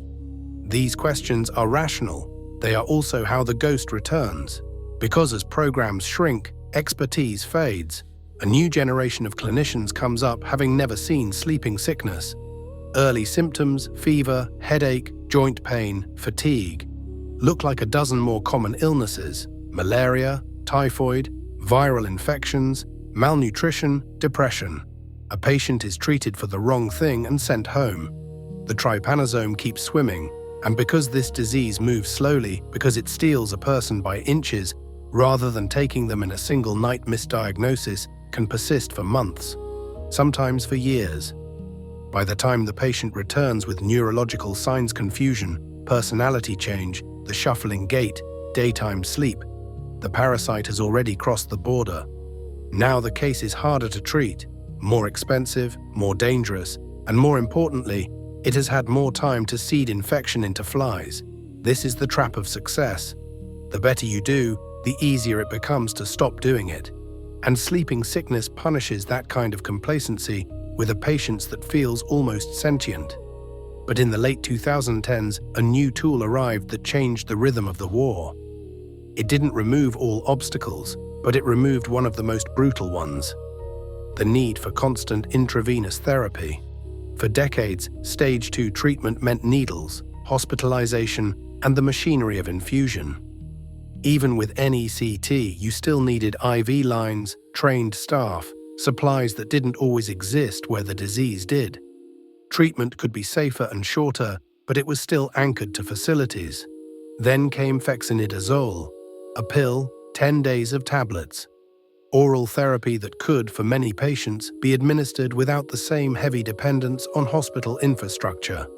It didn't eliminate the need for careful staging and follow-up, and it wasn't appropriate for every presentation, but it represented something close to a revolution, moving the center of gravity of treatment away from infusion wards and toward communities. To the people who had watched the disease and its cures up close, the promise felt almost unreal. An illness that once required arsenic injected into veins, an ordeal that could kill you now, in many cases, could be treated with tablets. It was one of those moments where science looks like mercy. But a pill is not magic. It is only as powerful as the system that delivers it, monitors it, and keeps watching once the patient swallows it. And that brings us back to the endgame: vigilance. Because even if treatment becomes simpler, detection remains difficult. The parasite still hides in people who feel mostly fine. The fly still patrols its ancient corridors, and instability, political, economic, military, still breaks the very systems that make elimination possible. The Tsetse fly does not respect borders, neither does human conflict. A flare-up of violence in eastern Congo is not only a humanitarian crisis, it is a public health emergency for every neglected disease that requires continuity. When security collapses, health workers cannot travel. Mobile screening stops, treatment centers close, cold chains fail, data disappears. People flee into forested river valleys, the exact habitat where Tsetse thrives. Conflict does what the parasite cannot do by itself. It moves people. It creates displacement mass movement through unfamiliar terrain. It creates crowded camps near rivers. It creates hunger, exhaustion, and fear, the conditions that make early symptoms easy to miss and late symptoms hard to manage. And sleeping sickness has always loved chaos. There's another layer to the endgame problem, quieter but potentially catastrophic: drug resistance. Every time you deploy a drug at scale, you apply evolutionary pressure. Most parasites die. A few by accident of mutation may tolerate the chemical better. If those survive and are transmitted, the strain can spread. It's not guaranteed, it's not immediate, but it's the nightmare that shadows every victory in infectious disease. The history of sleeping sickness is already a history of shifting pharmacological eras. Atoxyl, melarsoprol, eflornithine, NECT, now oral therapy. Each era feels like an advance until the day it feels inadequate. So elimination is not a finish line, it's a posture. It requires pharmacovigilance, watching for treatment failures, tracking parasite responses, listening for the first whispers of resistance before they become a roar. It requires reference laboratories that can confirm diagnoses and monitor trends, even when case numbers are low. It requires training, because knowledge decays faster than parasites. And it requires money for something that appears, on paper, to be almost solved. This is where global health often falters. Donors love breakthroughs, but they are less interested in maintenance. Governments, understandably, prioritize the fires that are burning now: malaria, cholera, measles outbreaks, maternal mortality. A disease with fewer than 1,000 cases can look like a victory already secured. But the Tsetse belt has taught history a hard lesson. The parasite is a long-distance runner. When surveillance slows, it doesn't sprint back immediately. It strolls, it seeds, it waits. A small pocket of undetected transmission can smolder for years. And because the disease is slow, by the time the first cluster of unmistakable neurological cases appears, by the time clinicians start saying, "This looks like sleeping sickness," the outbreak may have already spread across villages, across river systems, across district lines. You don't see the resurgence until the ghost is already in the house. So what does keeping it gone actually look like? It looks like embedding sleeping sickness capacity into routine healthcare, not as a special colonial-style campaign, but as a quiet competence. A nurse in a rural clinic who knows that a persistent fever with strange fatigue might not be malaria.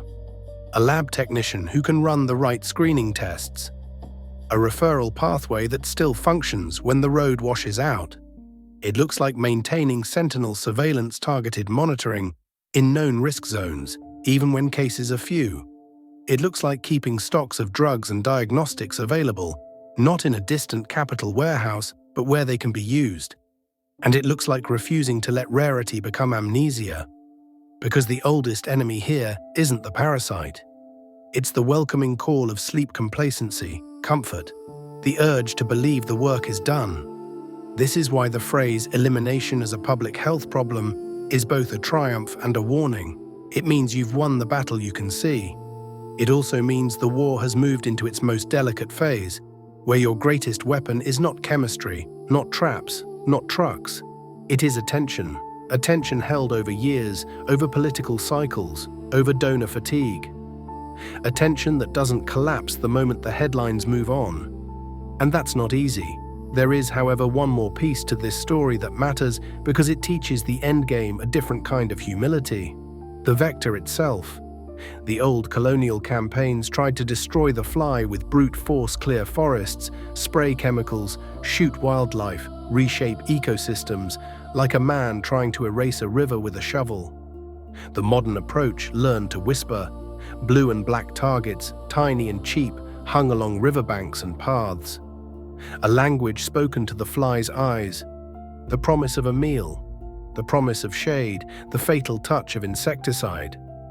Not eradication, because you don't eradicate a creature woven into an ecosystem without consequences, but suppression, reduction, breaking transmission by making the courier scarce. It's one of the most elegant public health tools ever built, a piece of cloth that functions like a sentence, and yet even that requires maintenance. Targets need replacing, communities need materials, programs need mapping, coordination, and trust. Nothing stays effective if no one shows up to keep it effective. So where does that leave us? It leaves us on a line of vigilance, not a line of battle. A line held not by soldiers, but by lab workers squinting into microscopes, logisticians navigating flooded roads, nurses explaining frightening diagnoses in gentle words, community members hanging tiny targets by rivers. The guardians of the quiet, because the ghost is still out there, in the gut of a fly, in the blood of a bushbuck, in the body of a person who feels only a little tired. And it will wait indefinitely for the moment we do what humans always want to do after a long struggle. It will wait for us to relax, to declare victory, to get comfortable, to fall asleep. The old wars against the Tsetse were loud. They were wars fought with axes and fire and bureaucratic certainty. Whole riverbanks stripped bare, forests cut back until the sun hit soil like a punishment. Wildlife erased by quotas the way people were erased by disease. It was the kind of campaign a government wages when it believes the landscape is an enemy to be subdued. And sometimes it worked. For a while. But the fly always came back because the fly wasn't an invading army. It was a native citizen of the ecosystem. You could clear a corridor and call it victory, but the moment maintenance stopped, when funding shifted, when trucks broke down, when administrations changed, the green grew back and the fly returned to its shade like a tenant moving back into an unlocked house. So the next generation of fighters learned a lesson that feels almost spiritual. If brute force can't hold a border forever, you need a softer kind of control. something sustainable, something that could be deployed in thousands of places without turning the land into collateral damage. The breakthrough didn't look like a weapon, it looked like laundry. A simple rectangle of cloth hanging limply from a tree branch. One half a deep, brilliant blue, the other half black as a shadow. To a human eye, it can look like an abandoned shirt or a flag nobody bothers to salute. To a tsetse fly, it is irresistible. That's what makes it so elegant.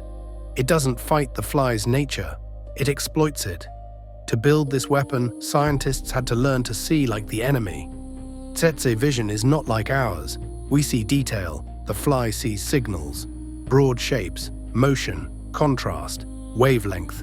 A mosaic world where certain colors shout. Through years of experiments, patient, repetitive fieldwork that rarely earns fame, entomologists decoded the fly's preferences. One of the great names associated with this work is John Vale, who spent decades learning what could not be learned from theory alone. How to communicate with an insect using nothing but light and cloth. They found the fly's fixation on blue. Not any blue, but a particular band deep and vivid, around the range that cuts through bush greens like a beacon. A color that, to the fly, might resemble the shimmer of an animal's hide in shade, or the visual signature of something large and alive moving through heat. No one can ask a tsetse why. The answer is locked in a ganglion smaller than a grain of rice, but the behavior is undeniable. They come, and the black panel completes the lie. Tsetse, especially the riverine species associated with human disease, seek dark resting places, a refuge from sun, a pocket of shadow that feels safe. The trap offers the fly a narrative. Here is something worth investigating. Here is somewhere worth landing. So the fly approaches, drawn by the blue from a distance. Then it angles toward the black, the promise of shade. And when it touches down even for a fraction of a second, the conversation ends. Because around that cloth is a fine mesh impregnated with pyrethroid insecticide, often something like deltamethrin. Odorless, invisible, the kind of chemical that doesn't announce itself as a threat. The fly's legs brush it. The toxin absorbs through the cuticle. Neural signals seize, wings tremble. The insect falls to the ground, twitching, dying, as quietly as it lived. A piece of forgotten laundry has just executed a courier. This was a revolution in vector control, not because it was dramatic, but because it was deployable. Cheap cloth, wire, a small amount of insecticide that lasted months. No fuel, no trucks, no scorched earth, no broad-spectrum chemical fog that kills everything else in the ecosystem. A targeted weapon that speaks a language only tsetse understand. And that specificity matters, because one of the sins of older campaigns wasn't simply ecological destruction, it was imprecision. Spraying and clearing and culling were blunt instruments. They harmed bees and butterflies and harmless insects alongside the target. They treated the landscape like a battlefield and paid the landscape's price. The blue and black targets were different. They were closer to a whisper than a bomb. They didn't aim to annihilate the fly everywhere, an impossible and arguably unethical goal. They aimed to reduce fly density in specific corridors, riverbanks, village perimeters, paths to water enough to break transmission. In places like Uganda, near the once haunted shores of Lake Victoria, targets went up in strings like prayer flags. In Central African forests and along Congo tributaries, they dotted the green like small bright wounds. Communities could be trained to maintain them. Teams could map where they were needed most. The method scaled because it didn't require a state to behave like an empire. Then came an even sharper refinement: tiny targets, smaller squares, cheaper, easier to transport, easier to deploy in dense networks. If a large trap was a signpost, tiny targets were a minefield. Enough blue to attract, enough black to invite landing, enough treated surface to kill. You didn't need one large device every 100 meters. You could hang 10 small ones. And in the mathematics of transmission, density matters. Every dead fly is a broken bridge.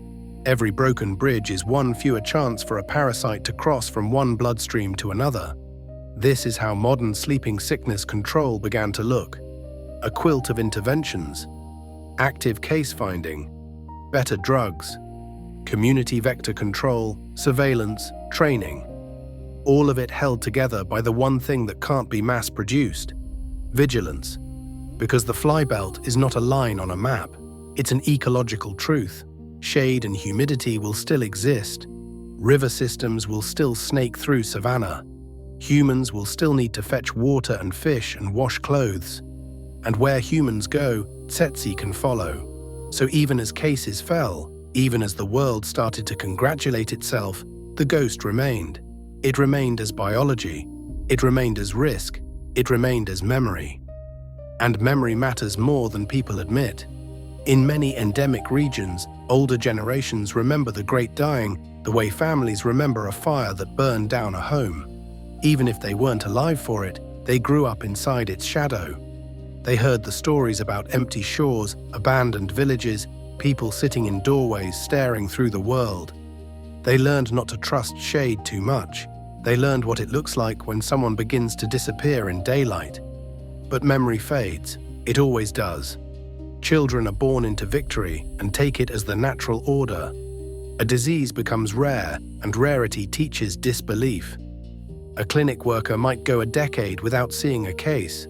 A district might go 15 years without reporting one. That is when systems begin to relax without admitting they are relaxing. A vehicle assigned to surveillance is repurposed, fuel budget cut, training postponed, diagnostic reagents left to expire. We'll do it next quarter. We'll do it next year. We haven't seen it in ages. And somewhere, a person with mild symptoms is told it's malaria and sent home with pills that do nothing to the swimmer in their blood. Somewhere, a Tsetse takes a meal at a riverside market. Somewhere, the parasite changes coats and keeps swimming. This is how resurgence starts, not with a surge, but with a blind spot. And because sleeping sickness is slow, the blind spot can grow large before anyone realizes it exists. That's the nightmare scenario that keeps experienced field workers awake. Not the dramatic return of an epidemic overnight, but the quiet rebuilding of transmission over years. A pocket of infection in a forested zone, a chain of bites along a river, a handful of asymptomatic carriers keeping the parasite alive while surveillance withers. Then one day, a nurse in a rural clinic sees a patient who doesn't fit. A fever that keeps coming back. Fatigue that isn't just fatigue. A man who is awake but not present. A woman whose moods have shifted strangely. Someone sleeping at the wrong times, speaking slowly, moving with a new clumsiness. And the nurse thinks if they've been trained, if they remember to think it, could this be the ghost? That question, asked early, can save a life. Asked late, it becomes an elegy. The modern story of sleeping sickness is full of heroes who don't look like heroes. Lab technicians who spend their days peering through eyepieces searching for a flicker of movement. Drivers who navigate flooded roads to deliver supplies that will expire if they arrive late.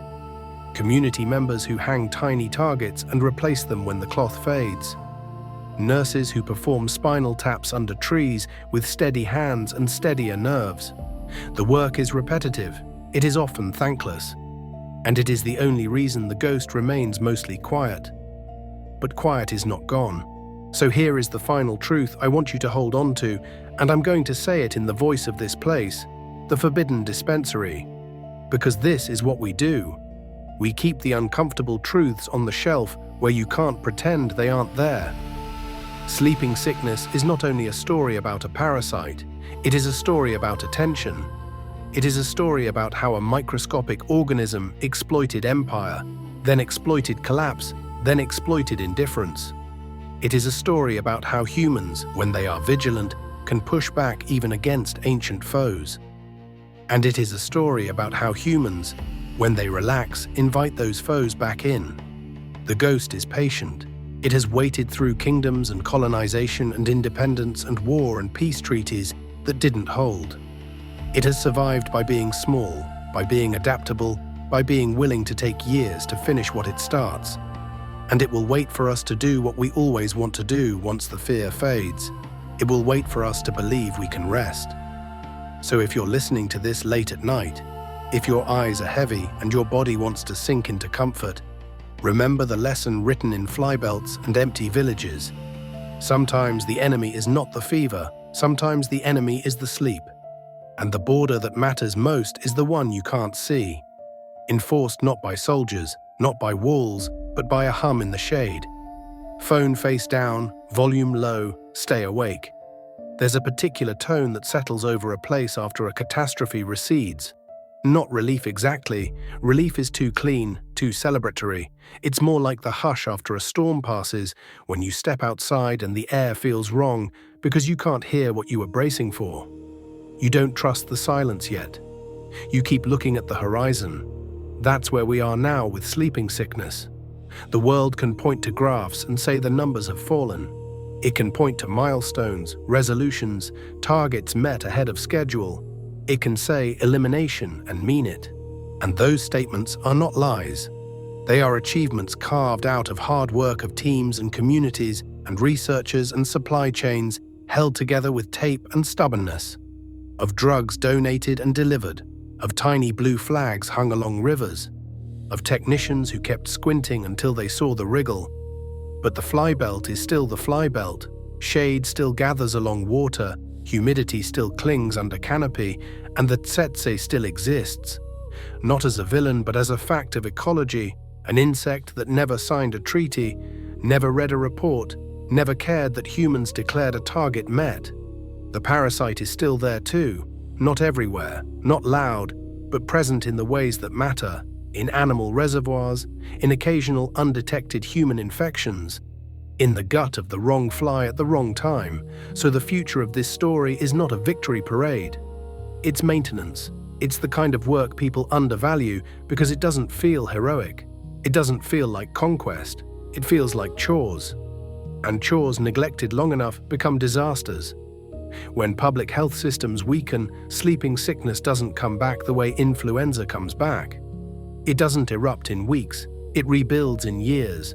It uses its own slowness as camouflage. It lets you forget what it looks like.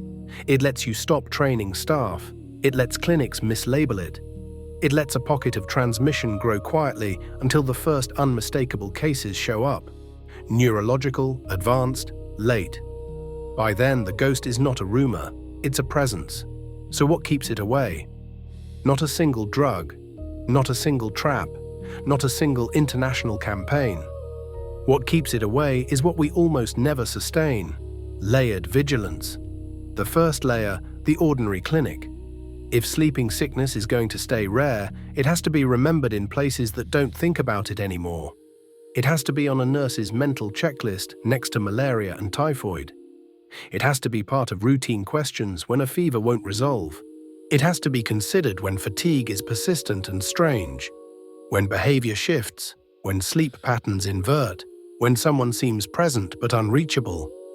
This doesn't mean every clinic needs to become a tropical disease institute. It means the disease must be integrated quietly into primary care systems so that rarity doesn't become invisibility. Because the ghost's best disguise is common. The second layer, diagnostics that can survive the field. The old model relied on big mobile screenings and procedures that required expertise and sterility. Lumbar punctures in village settings. Microscopy that depends on a good lens and a trained eye, and the kind of patients you can't fake. Progress has been made: rapid tests, improved algorithms, clearer pathways. But the endgame still hinges on finding infections before the brain stage. Better diagnostics that are robust in heat and humidity, that don't depend on fragile supply chains, that can be run by local staff without constant external support. Those tools are the difference between elimination and rebound. A diagnostic that fails quietly is worse than no diagnostic, because it teaches false confidence. The third layer, treatment that doesn't collapse with infrastructure. Oral therapy changed the conversation. It made treatment less dependent on an infusion ward and more possible in remote settings. That matters enormously because sleeping sickness lives where infrastructure is weakest. But oral therapy also introduces its own vulnerabilities. Adherence, follow-up, the risk of incomplete treatment, the need for monitoring outcomes. A pill is only as strong as the system that ensures it is taken correctly and that checks whether it worked. The ghost has always thrived in the gap between intention and follow-through. The fourth layer, vector control that communities can own. The blue and black targets, tiny, cheap, lethal to Tsetse, are one of the smartest weapons public health has ever produced because they scale socially as well as logistically. They can be community managed. They can become routine in high-risk corridors, part of local landscape maintenance the way clearing a path is, but only if programs keep supporting them. Materials, mapping, training, replacement schedules. Cloth fades, nets tear, insecticide wanes. Maintenance is everything. The fly doesn't need you to stop completely. It only needs you to let the netting fray. The fifth layer, politics. The layer nobody wants to talk about. Sleeping sickness is not just biology, it is governance. Stable regions can maintain surveillance. Unstable regions cannot. Wars, coups, displacement and collapsed supply chains are not background conditions. They are accelerants. They break programs, scatter populations into fly habitat, interrupt treatment courses, and shut down laboratories. This is why the disease has always flared in places the world can't or won't see. It's why the ghost has always walked in the shadow of conflict. And this is the hardest truth. There is no purely medical solution that can outpace political chaos forever. Health systems are peace infrastructure. When peace breaks, health breaks. When health breaks, the ghost finds its opening. The sixth layer, science that keeps moving even when cases are low. When a disease becomes rare, research funding dries up. The world decides the story is over and moves on. This is how resistance surprises us. This is how pipelines for new drugs empty out. This is how we end up, years later, staring at a resurgence with old tools and fewer options. The trypanosome is not a static enemy. It adapts, it changes coats, it finds ways to persist. That's what it does.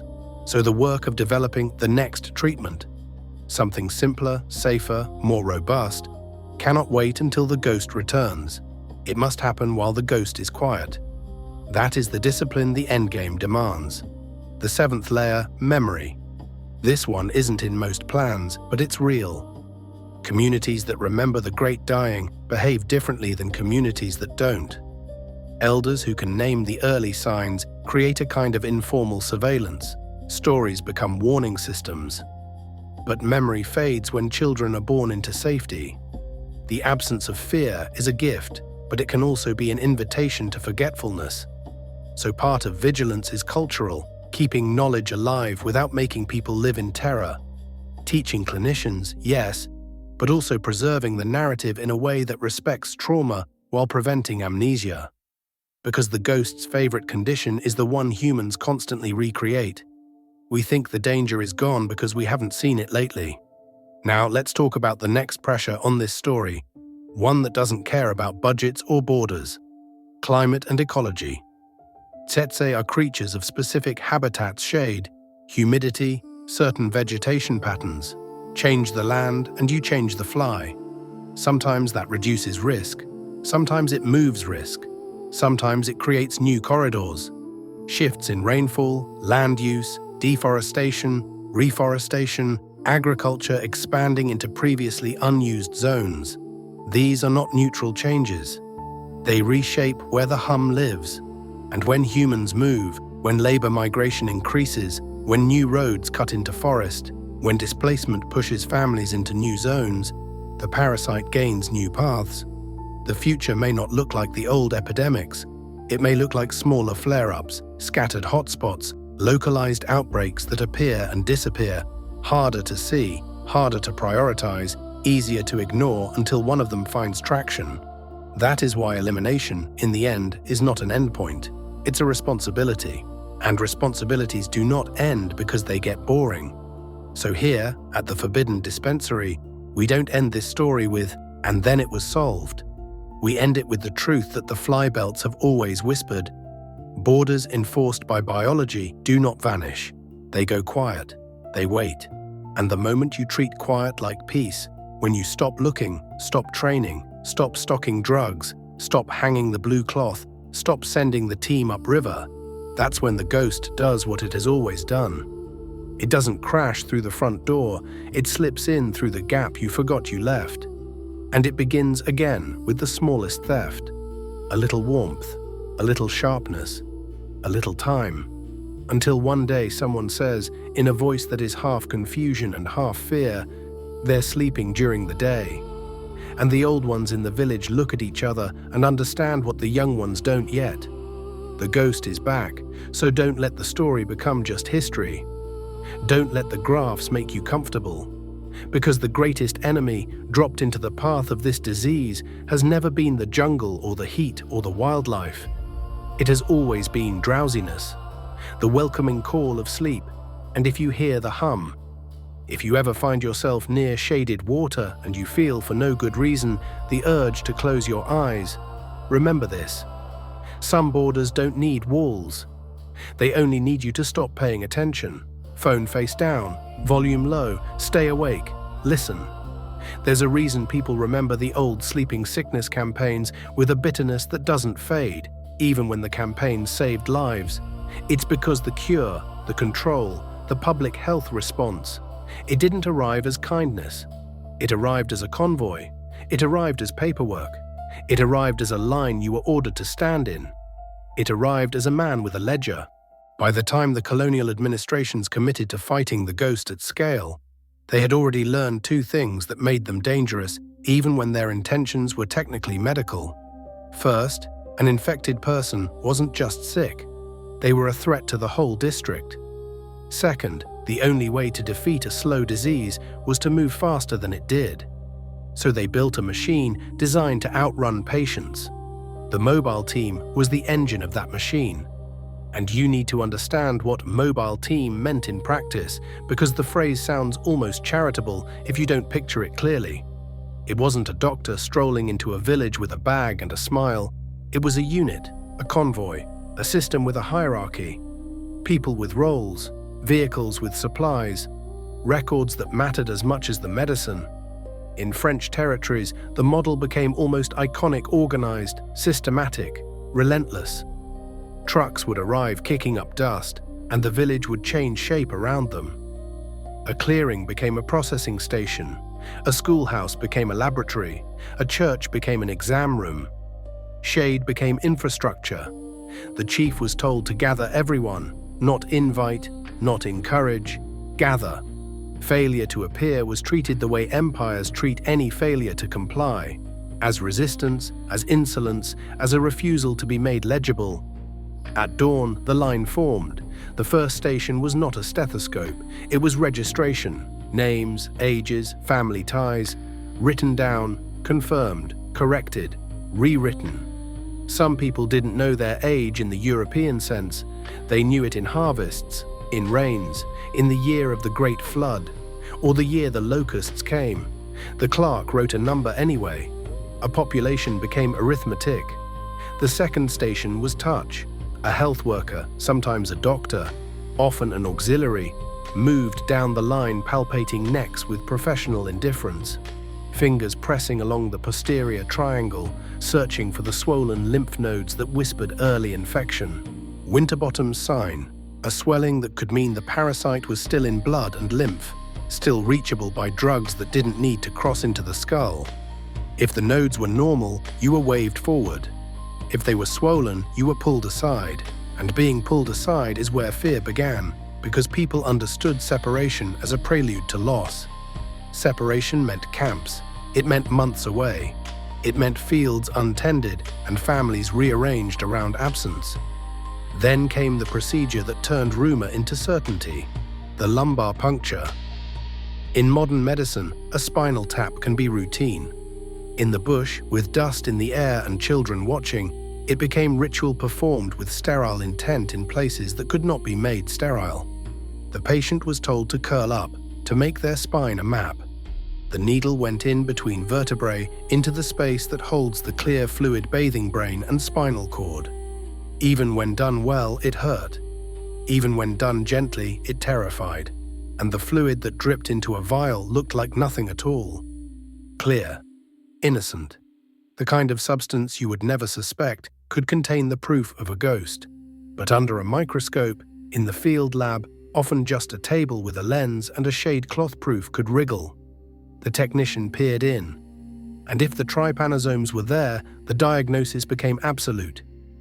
Stage 2. The sanctuary was breached. Your brain was under occupation. This is the moment the colonial system revealed how it thought about people. Not as citizens to be consulted, not as patients to be gently guided, as vectors, as reservoirs, as links in a chain that had to be broken. So the next step was not always treatment, it was control. Segregation camps lazarets were established as if the medieval logic of leprosy could be repurposed for protozoa. Patients were removed from villages, transported to facilities surrounded by fences, guarded at gates. They were confined for the duration of therapy and observation. The camps were hospitals, yes, in the sense that injections happened there. But they were also prisons in the sense that you could not leave. Inside, life was regimented. You ate when told. You queued for examinations. You received injections of compounds that might save you or blind you or kill you. You slept in wards with others who were fading, a chorus of coughs and murmurs, a strange half-light of bodies waiting to see whether poison would outrun parasite. To the administrators, this was rational. If you treated and isolated the infected, you reduced the human reservoir. You broke transmission. To families, it was exile. A man taken to a camp was a missing hand in the field. A woman taken was a missing pillar in a household. Children left behind learned new kinds of hunger. Social roles didn't pause because medicine demanded they pause. Life just tore. And this is why the campaigns carry a shadow in memory. They saved lives, yes. They also rearranged lives with indifference. Meanwhile, outside the camps, the war turned to the land itself. The fly's habitat was identified as shade and humidity. So shade became the enemy. Riverbanks were cleared, thickets cut down, gallery forests stripped back until water ran through exposed corridors like a wound. The logic was environmental engineering. Make the fly's world inhospitable. Thousands of square kilometers altered. This wasn't subtle, it was a reshaping.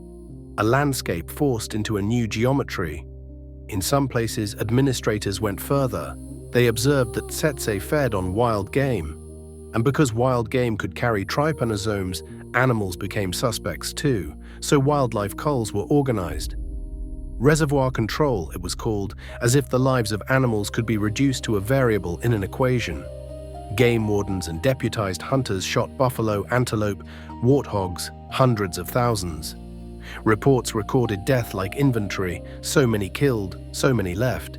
The idea was to starve the fly, to break its food supply, to collapse its populations.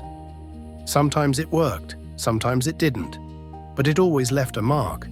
Because ecosystems remember violence the way people do. The absence of certain species changes vegetation. Vegetation changes water. Water changes insects. Insects change disease. Public health measures can echo for decades, even when the disease is quiet. And then, woven through all of this, was the chemical story, the drugs. The early arsenic compounds were used aggressively, sometimes even prophylactically, because the fear was enormous and the science was young and the ethics were, frankly, shaped by empire. In many districts, screen and inject became routine. People who were not yet sick but suspected could be treated anyway. The line between prevention and coercion blurred until it disappeared. For stage 1 infection, drugs like pentamidine later became key. For stage 2, milasoprol was the hammer effective, deadly, feared. Clinics became places where salvation came with risk, where the cure itself had a reputation like a predator. Families would whisper about the injection the way they whispered about the fly. Some would flee screening teams not because they didn't believe in disease, but because they believed too well in what treatment could do to a body. That's a truth modern programs had to relearn. Trust is an intervention. Without it, no drug reaches the vein. No target stays on the riverbank. No surveillance network finds the quiet cases, and trust cannot be ordered into existence by a chief under threat. So when colonial systems collapsed later, part of what collapsed with them was not just logistics, but legitimacy. The memory of coercion made some communities wary of later campaigns, even when those later campaigns were built on partnership rather than force. This is one of the complicated legacies of the Sleeping Sickness War. The disease taught empires humility, but empires taught communities suspicion. Now hold that in your mind, because we're going to shift perspective. We've talked about policy and ecology and chemistry, but inside all those ledgers and fences, there was always the same private war unfolding in silence. A person slowly realizing that sleep was no longer theirs to choose. In the next part, we step inside that subjective experience, not as melodrama, but as a kind of clinical nightmare. The first stage, the false normal. The second stage, time stolen. The moment someone notices day and night have traded faces. The way a family watches a loved one become unfamiliar. And the way the loved one sometimes knows it's happening and can't stop it. Because the ghost is not only a parasite, it is a feeling. And it is the feeling that makes people fear this disease more than many that kill faster. If you've never watched a person's sense of time collapse, it's hard to describe without sounding like metaphor. But this disease does not live as metaphor inside the body. It lives as subtraction. It takes pieces you assumed were permanent wakefulness, mood, memory, the simple ability to follow a thought from beginning to end, and it takes them so slowly you almost accept the loss as normal. Almost. The first stage rarely announces itself with drama. That's the trap. That's why communities learned fear that feels like weather. Because you can't always see the storm coming, but the air changes anyway. It begins often as a series of inconveniences, a fever that comes and goes. Not the scorching fever that makes you delirious in a single night, but spikes that rise like tides and then recede. A headache that sits behind the eyes like a thumb. A soreness in joints that makes work feel heavier than it should. A fatigue that isn't quite exhaustion, more like a damp cloth laid over the mind. You wake up and you are awake, technically, but something is quieter inside you. Your thoughts don't snap into place the way they used to. You blame the heat. You blame hunger. You blame the week's work, the long walk, the bad sleep. You blame anything common, because common explanations are comforting. Then the cycle repeats. A few good days, then another fever. In the blood, the war is already loud. Your immune system identifies an invader by the coat it wears and builds antibodies keys made for that lock. It attacks. Millions of parasites die. You feel better. Relief flows through you. Your family relaxes. Someone says it was malaria after all. But the parasite has already changed its coat. While your immune system celebrates a victory, the survivors newly disguised multiply again.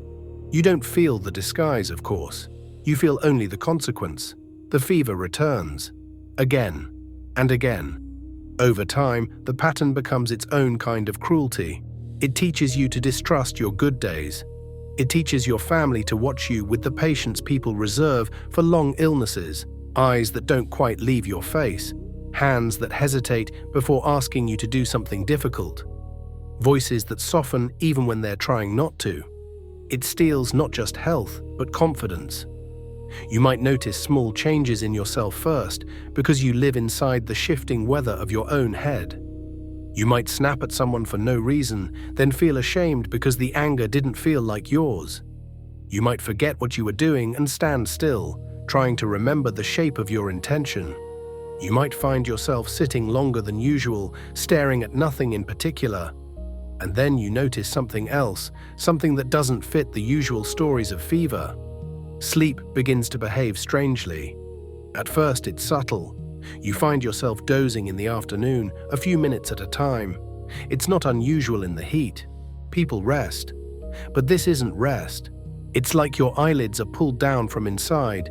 You fight it, you stand up, you wash your face, you move, and still your body insists. It's not that you want to sleep, it's that you cannot stay awake. The naps are not refreshing. They don't feel like you chose them. They feel like blackouts. You wake up and time has vanished.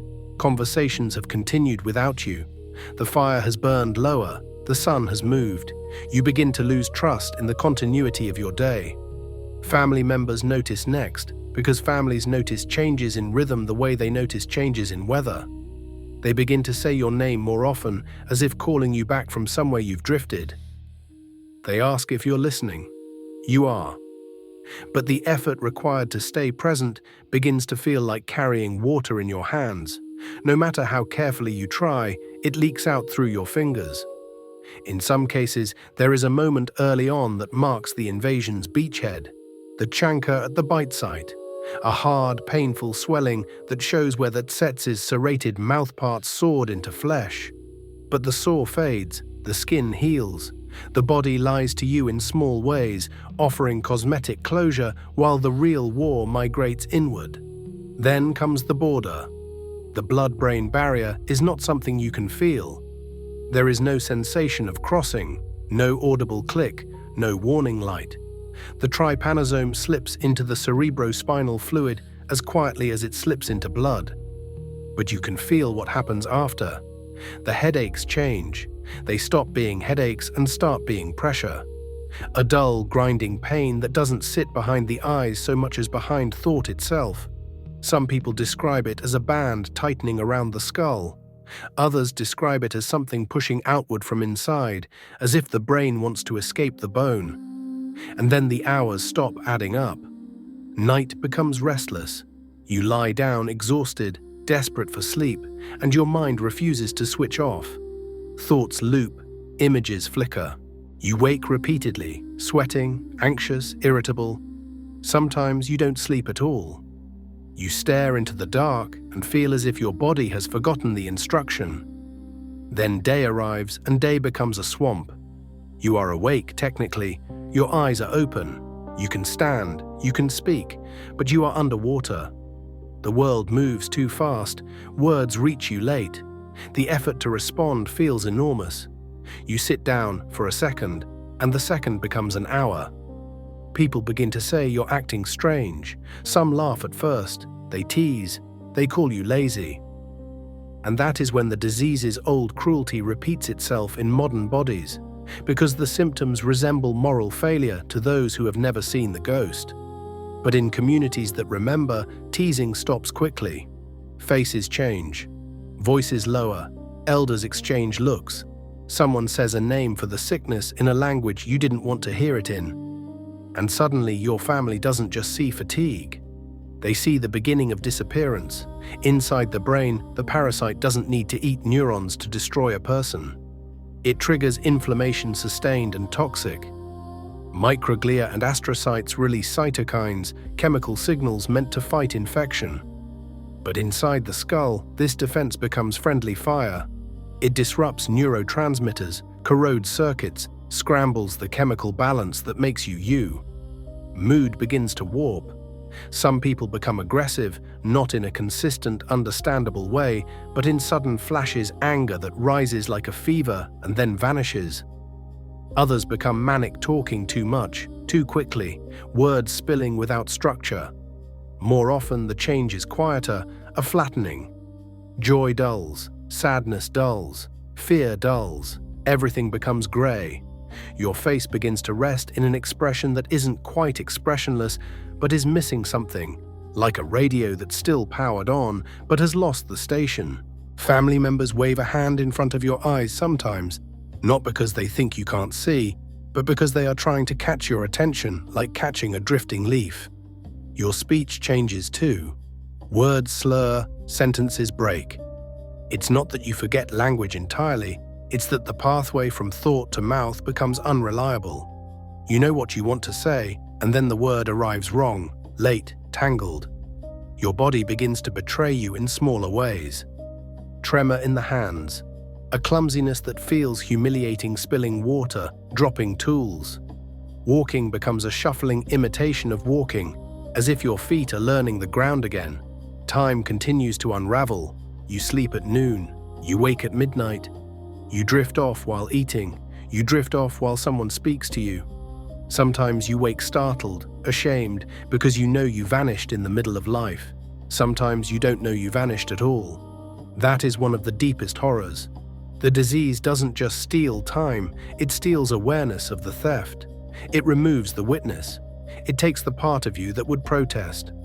Families experience this as possession, not because they are ignorant, but because it resembles possession. A loved one still present in the body, but not the same person behind the eyes. The change feels like an intruder rearranging furniture in a familiar house. In the late stage, the person becomes a kind of living absence. They may sit for hours staring at nothing.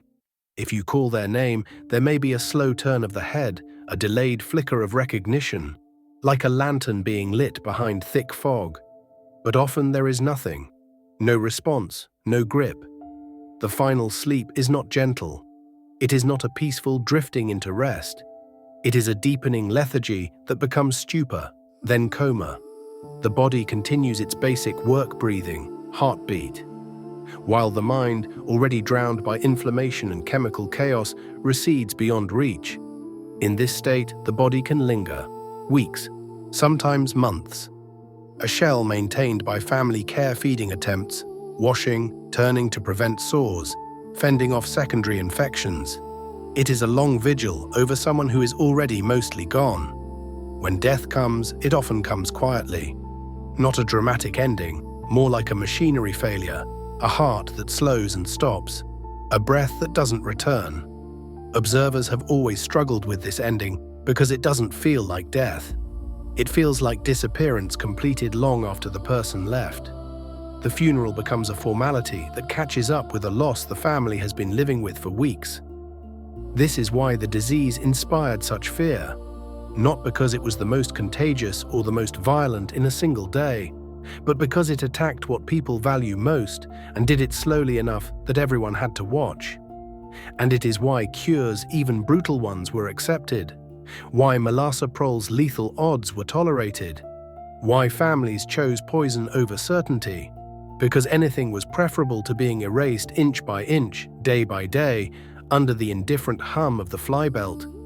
But remember, this subjective horror unfolds at two speeds. Gambiense in West and Central Africa can take years. It gives you seasons of doubt. It lets you adapt to your own decline. It makes you question yourself. It makes your community argue malaria or something worse. Fatigue or curse. Laziness or illness. Rhodesiense in East and Southern Africa can move like fire. Higher fevers, sharper deterioration. The chunker more prominent. The body hit harder, faster. It can break you before the classic sleep inversion fully develops, a predator that doesn't need to linger. Two faces of the same thief. And in both, the lived experience teaches the lesson that medicine later confirmed. The enemy isn't the jungle. It isn't the heat. It's the way sleep stops being yours.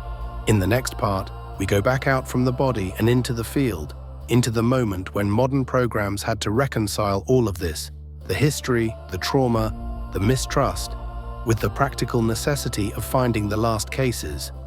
Because the endgame is not only biology, it is persuasion. It is trust rebuilt where coercion once stood. It is convincing a village that the needle is not a weapon, and that is harder than killing parasites.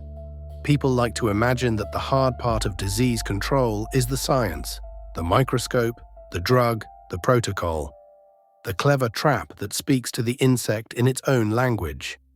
But in the endgame, the last stretch, where cases are rare and distrust is common, the hard part is a conversation under a tree.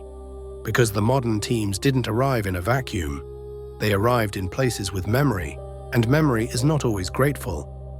In many villages across the Tsetse belt, medical campaign didn't mean help.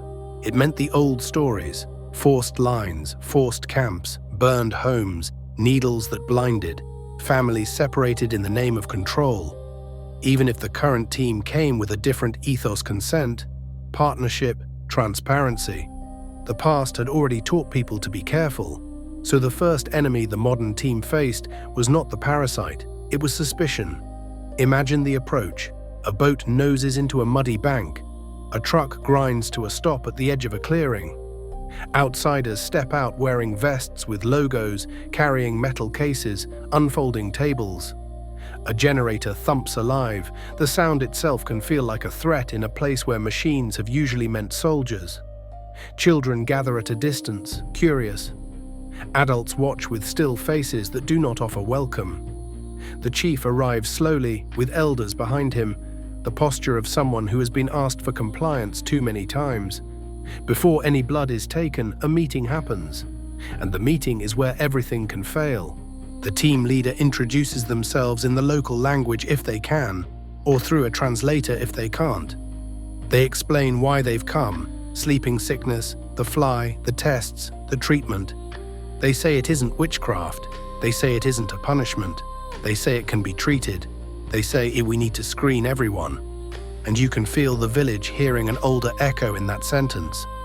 The word everyone is heavy. It carries history. So the leader has to do something that colonial campaigns rarely did. They have to ask. They have to answer questions without impatience. They have to let people say no without turning no into a crime. They have to build trust in a single afternoon in places where trust has been eroded over decades. And then, even if the chief agrees, even if elders nod, there are still the private fears. Because screening is not abstract. Screening involves blood, and blood is never just blood. A finger prick is small, but it can still feel like theft to someone who has spent their life watching outsiders take. The CAT test, the card agglutination test, looks simple to a laboratory mind. A drop of blood on a card, reagent added, rocked gently, watched for clumping. But to someone who has never seen a diagnostic, it can look like a trick. Like the transformation of life into evidence. So the health workers explain again. This is just a drop. This is to see if your body has fought the parasite. This doesn't mean you are sick. It means we should look closer. And then the card clumps. Blue specks form where there were none. The person is pulled aside, and the whole village watches. This is where rumor begins if you don't manage it carefully. Because in a small community, separation is information. People start counting how many were pulled aside. They begin to whisper names. They begin to imagine consequences. The team has to be disciplined about privacy. But privacy is hard in a village where life is communal and every movement is visible. So they rely on something else: clarity. They tell the person quietly what the result means. They tell them they need a confirmation test. They ask permission to take more blood. They explain the microscope. They explain that the parasite itself must be seen. And this is where the disease becomes real in a way that no speech can match. Because when a technician finds trypanosomes in a wet smear, those wriggling crescents swimming among red cells, and shows the slide to a clinician, it's not folklore anymore. It's not a maybe. It's life you can watch moving. But the person whose blood holds that movement doesn't feel it. That's the paradox. They may feel only mild fatigue. They may feel nothing, and you are telling them they have an infection that can steal their mind. It can feel like insult, like an accusation, like a curse being placed on them by strangers. So again, trust. Now comes the most delicate conversation in the entire campaign: staging. Because if the parasite is in blood, only stage 1 treatment can be simpler, safer, shorter. But if the parasite has crossed into the central nervous system, stage 2 treatment is heavier, monitoring is needed, the stakes are higher. To determine stage 2 for years, you needed the lumbar puncture. And if you want to understand why communities sometimes resisted sleeping sickness programs, understand this. A spinal tap is terrifying even in a modern hospital when explained poorly. In a village clinic under a mango tree, it can feel like a violation of the soul. People have seen needles used as weapons. They have seen medical procedures performed without consent. They have seen family members taken away after tests. They have heard stories of paralysis and death. So when a nurse says gently, "We need to take fluid from your back," it lands on a bed of fear. You can do everything right: sterile technique, calm voice, clear explanation, and still watch a person's eyes widen with the ancient suspicion. What are you really doing? This is where the team's local staff matter most. the nurse who speaks the language without translation, the community health worker who is known in the village, the elder who has seen the disease and understands what refusal can mean. Often, the team has to negotiate, not in the corrupt sense, but in the human sense, trading reassurance for consent, offering to let family members sit nearby, explaining each step, promising that the patient will be treated and not taken away without explanation. Sometimes they succeed. The patient curls on their side, the nurse palpates the lower back, finds the space between vertebrae. The needle enters. A few drops of clear fluid drip into a vial.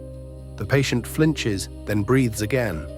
And in that moment, the procedure becomes something else. Not a symbol of coercion, but a symbol of care. But not always. Sometimes people refuse, and refusal is not stupidity. It can be rational in a world where medical systems have harmed before. It can also be fatal, because without staging, clinicians must make decisions with uncertainty. Sometimes, in the modern era, algorithms and newer diagnostics can reduce the need for lumbar puncture. Sometimes oral treatments and improved staging criteria have softened this edge. But in many settings, the spinal tap remained a choke point, the place where trust either held or snapped. Now let's say the lumbar puncture happens.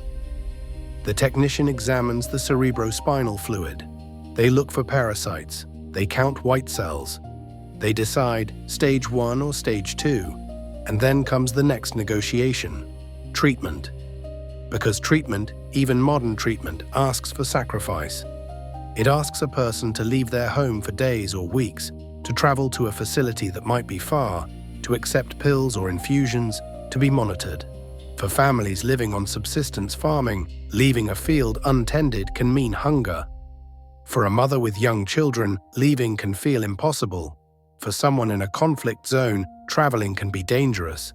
So the clinician must speak not only as a medical professional, but as a realist. If you don't treat, it will get worse. If you treat now, you can come back.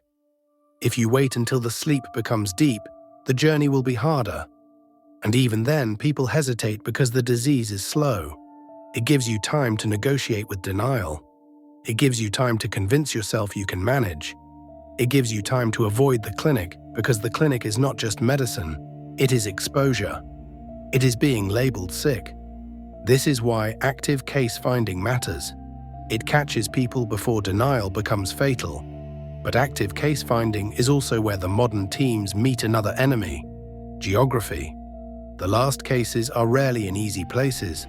They are in the pockets that have always been difficult. The river bends, the forest fringes, the zones of instability where roads disappear and authority is contested.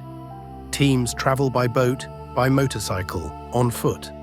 They carry generators and reagents and tents, but they also carry vulnerability. In some regions, they must negotiate passage with armed groups. Their neutrality is their only shield. Their logo's their only armor. Sometimes they arrive too late, and too late doesn't mean the person is dead. It means the person is still alive, but the disease has already taken the mind. A team arrives and sets up under a tree, and a family brings someone forward. Thin, slack-faced, eyes drifting, awake but absent. They have been like this for weeks. The family says they thought it was witchcraft. They thought it was grief. They thought it was punishment. They waited, they tried herbs, they prayed. Now they have heard the team is here. The clinician palpates the neck, swollen nodes. The CAT test clumps immediately. The microscope confirms parasites in blood. The lumbar puncture shows the ghost has crossed. Stage 2. Now the conversation changes. Now the treatment is heavier. Now follow-up is critical. Now the outcome is less certain, not because drugs can't work, but because the damage in the brain is not always reversible in the way families want it to be. Some people recover astonishingly, others improve but carry scars: neurological, psychological, social. And this is the other quiet horror of the disease. Even when you win, you don't always return to the exact person you were. Modern programs had to learn to speak truth without crushing hope, to say, we can treat, we can clear the parasite, and also to admit, Healing the brain is different from killing the organism. The ghost can be evicted, but the house may still be damaged. This is why the endgame is not just treatment. It is community work. It is education that doesn't patronize. It is rebuilding trust where history built fear. It is making sure the village does not experience the campaign as invasion. Because if a village experiences you as invasion, they will hide. And if they hide, the parasite wins. So the modern frontline is a quiet balancing act, science and diplomacy, needles and words, microscopes and respect. The last cases are not only biological events, they are social negotiations. Every positive test is a medical fact and a community moment. Every treatment course is a pharmacological regimen and a family crisis. Every target hung by a river is a vector control device and a symbol that someone still remembers the hum. In the next part, we widen the lens again. Back to the fly, back to the belts, and back to the future. Because there is a question that haunts every successful program. What happens when the teams stop coming? What happens when the generator goes quiet? What happens when the last technician retires? Because the ghost does not need you to fail completely. It only needs you to stop showing up. A resurgence doesn't arrive like an explosion. That's what people get wrong when they imagine the ghost returning. They picture a sudden wave of coma, a dramatic panic, a clear moment when everyone realizes the threat is back. That's not how this disease moves. Sleeping sickness returns the same way it kills, slowly, quietly, politely. It doesn't kick the door down. It waits for you to stop locking it. So let's walk through the most likely way the endgame fails. Not as horror fiction, but as a sequence of very ordinary decisions. The kind that feel reasonable in a ministry office. The kind that get made because budgets are finite and attention is always being pulled elsewhere. It begins with success. Cases are low, the reports look good. Donors shift focus. Politicians point to progress and move on to more visible crises. The special sleeping sickness budget line gets reduced temporarily. A training workshop is postponed. A shipment of test reagents is delayed. A vehicle is reassigned to another program that seems more urgent. A generator breaks and no one rushes to replace it because, after all, we're not seeing many cases now. None of this feels like collapse. It feels like efficiency. Meanwhile, in a village that used to be screened annually, a man carries the parasite without knowing it. He feels mostly fine. He has days of fatigue, a few mild fevers he calls malaria, a headache that comes and goes. He buys antimalarials from a small shop, takes them, feels better for a week, then feels off again. He keeps working. He keeps walking to the river, and a tsetse bites him. That fly, now carrying trypanosomes, doesn't stay in one place. It hunts along the river corridor. It is drawn to motion, children running, women washing clothes, men carrying loads. It bites again. A second person becomes infected. They don't feel it. Not yet. Weeks later, a third infection happens. A fourth. This is what low-level transmission looks like. Not a visible outbreak, but a quiet replenishing of the parasite's foothold. A handful of infections in a community where no one is counting anymore. Now add human movement. A young man from that village travels to a market town for work. He sleeps there for a week, crowded in a compound near a riverbank, because the cheap lodging is near water. The tsetse in that area, if present, feed on him. If they pick up the parasite, they can transmit locally. Or he returns home and brings the parasite back to a different village where tsetse are common, but sleeping sickness surveillance has been dormant for years. The parasite does not need a highway, it only needs a footpath. Now add misdiagnosis. As the disease becomes rare, clinicians stop seeing it. New nurses train without encountering a single case. Their mental lists prioritize malaria, typhoid, respiratory infections, HIV complications, malnutrition.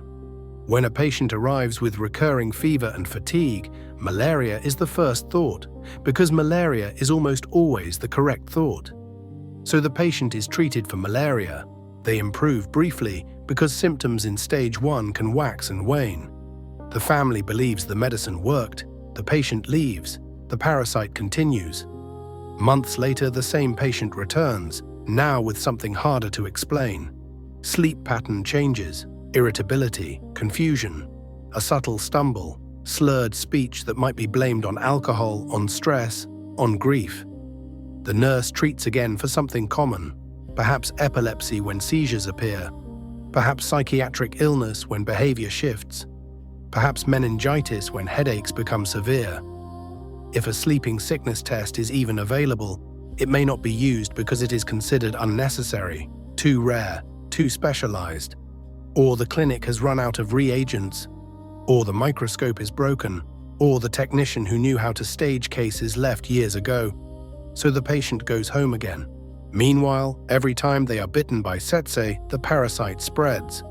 This is the period when resurgence grows in visible strength. And then, because this is a slow disease, years can pass like this. Transmission continuing at a low simmer, building a reservoir of infected people who are not yet in coma, not yet unmistakable, just unwell in ways that don't trigger emergency response. This is how you lose without noticing you are losing. Then something changes. It might be a drought that forces people closer to rivers. It might be flooding that displaces communities into forest margins. It might be conflict, always conflict, that sends families fleeing into exactly the habitat where Tsetse thrive. Displacement concentrates vulnerability. A camp forms near a riverbank because water is life. Shelters cluster, people move constantly, children run, adults carry loads. Tsetse, drawn to motion and breath, have abundant targets. If the parasite is already present at low levels, displacement is gasoline. The number of infections rises. Still, it may not be noticed immediately because early stage is still non-specific. Fever, fatigue, aches, people call it malaria season. Clinics treat malaria season.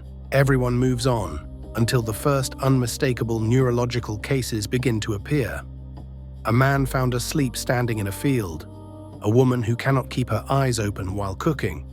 A teenager who becomes strangely aggressive, then strangely vacant. An elder who shuffles, slurs words, stares for hours. Now families begin to whisper the old word again. Now elders say, with a cold certainty that makes younger people uncomfortable, "It's back." The clinic begins to see patterns, but without diagnostic tools, patterns are only fear. And this is the moment when the resurgence becomes visible enough to demand response. But response takes time. Funding has to be found, teams have to be rebuilt, staff retrained, vehicles repaired, supply chains restarted, partners mobilized. The parasite does not wait during this paperwork. It keeps moving. By the time mobile screening teams return, if they return, the outbreak can already have a strong foothold, dozens of infections across multiple villages. Some already in stage 2. People already fading. People already losing their minds. Now the campaign feels urgent again. Now the world notices, perhaps. Now donors open wallets, politicians issue statements, trucks roll out again. And yes, the machine can be rebuilt.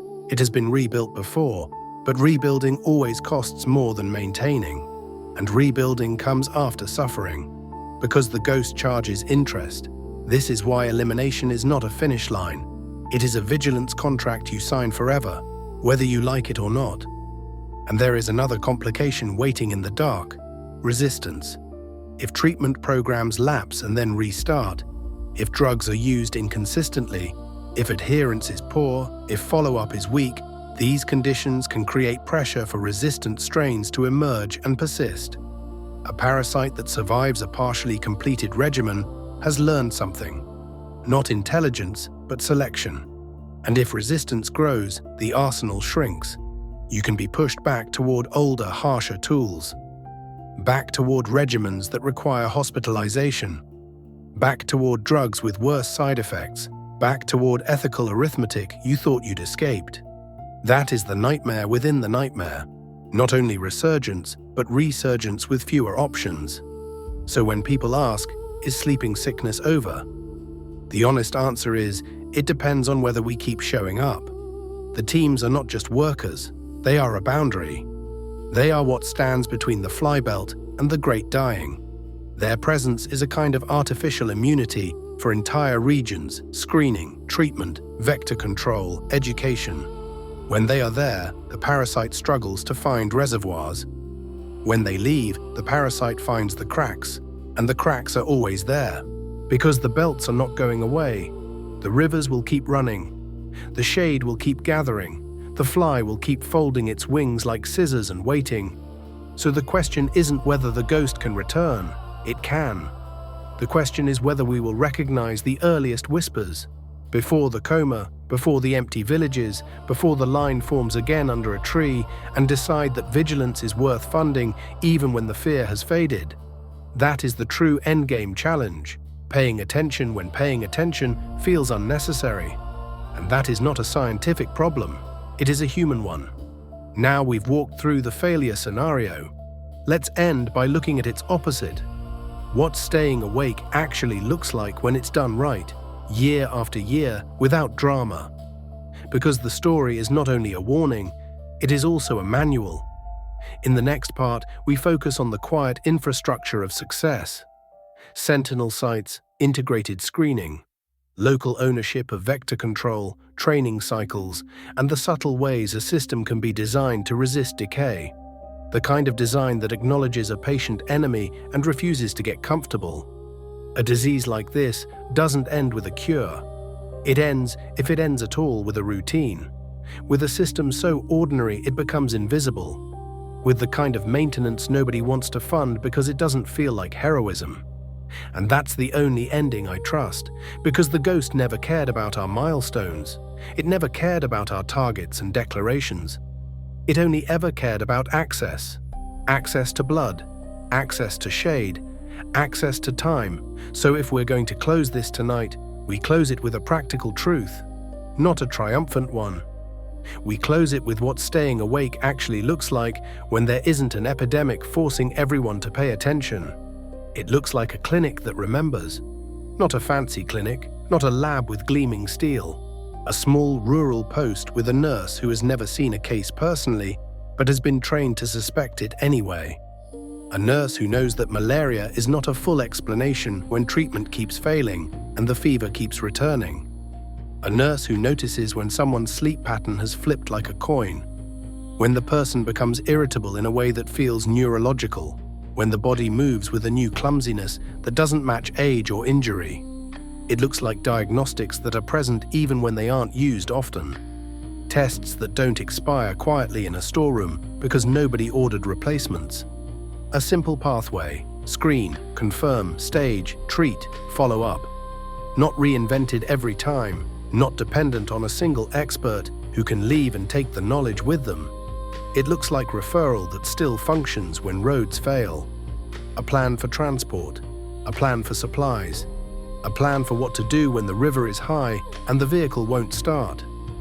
The unromantic details that decide whether a patient is treated before the ghost reaches the brain. It looks like treatment that doesn't punish people for being poor or remote. Oral regimens where possible, support for adherence, respectful follow-up, because a pill only works if it's swallowed correctly and completely, and a person can only complete a regimen if the system makes completion possible. It looks like vector control that belongs to the community, not as an intervention parachuted in, but as something local people can maintain the way they maintain wells or paths. Blue and black targets placed where the fly hunts, replaced when they fade, respected as protective infrastructure, not repurposed because no one explained their purpose or no one supplied replacements. It looks like surveillance that is smaller than the colonial machine but steadier than hope. Sentinel villages, periodic screening in known hotspots, records kept not for empire but for memory, data that doesn't vanish when a program officer transfers, the ability to notice a cluster early, when it's still a handful of cases and not a district-wide unraveling. And it looks like humility, because everything we've talked about, every victory, every breakthrough, has been fragile. History has already shown the cycle: control, neglect, resurgence. It has already shown what happens when a disease becomes rare enough to be forgotten and forgotten enough to return. So the real ending is not elimination. It is resistance to forgetting. You don't defeat a patient enemy by winning once. You defeat it by refusing to get comfortable. The fly belts are still there, even if you don't mark them on modern maps. Rivers still run through shade. The Tsetse still folds its wings like scissors and waits. The parasite still has disguises in its genetic library. It can still swim, still cross borders you can't feel, still steal a person by inches. But we also still have tools. Tests that can find it, drugs that can clear it, traps that can reduce its couriers, and most importantly, people who know what happens when the system collapses. This is the part of the story I never want to romanticize. The heroism here isn't dramatic. It's repetitive. It's someone showing up to do the same careful work even when nobody is watching, even when the headlines are elsewhere, even when the victory feels done. Because done is how the ghost comes back. So if you take anything from the Forbidden Dispensary tonight, take this. Sleeping sickness doesn't just punish bodies. It punishes inattention. It punishes the human desire to look away once fear subsides. And the most dangerous moment in this whole history is not the peak of an epidemic. It's the quiet afterwards, when everyone wants to sleep. Phone face down, volume low. And wherever you are, whether you're listening in the city, far from any fly belt, or close enough to hear the hum in the shade, remember that borders enforced by biology don't vanish. They only go quiet. And the ghost will wait indefinitely for the moment you decide you're safe enough to close your eyes. That's all for tonight. This is the Forbidden Dispensary. Stay awake.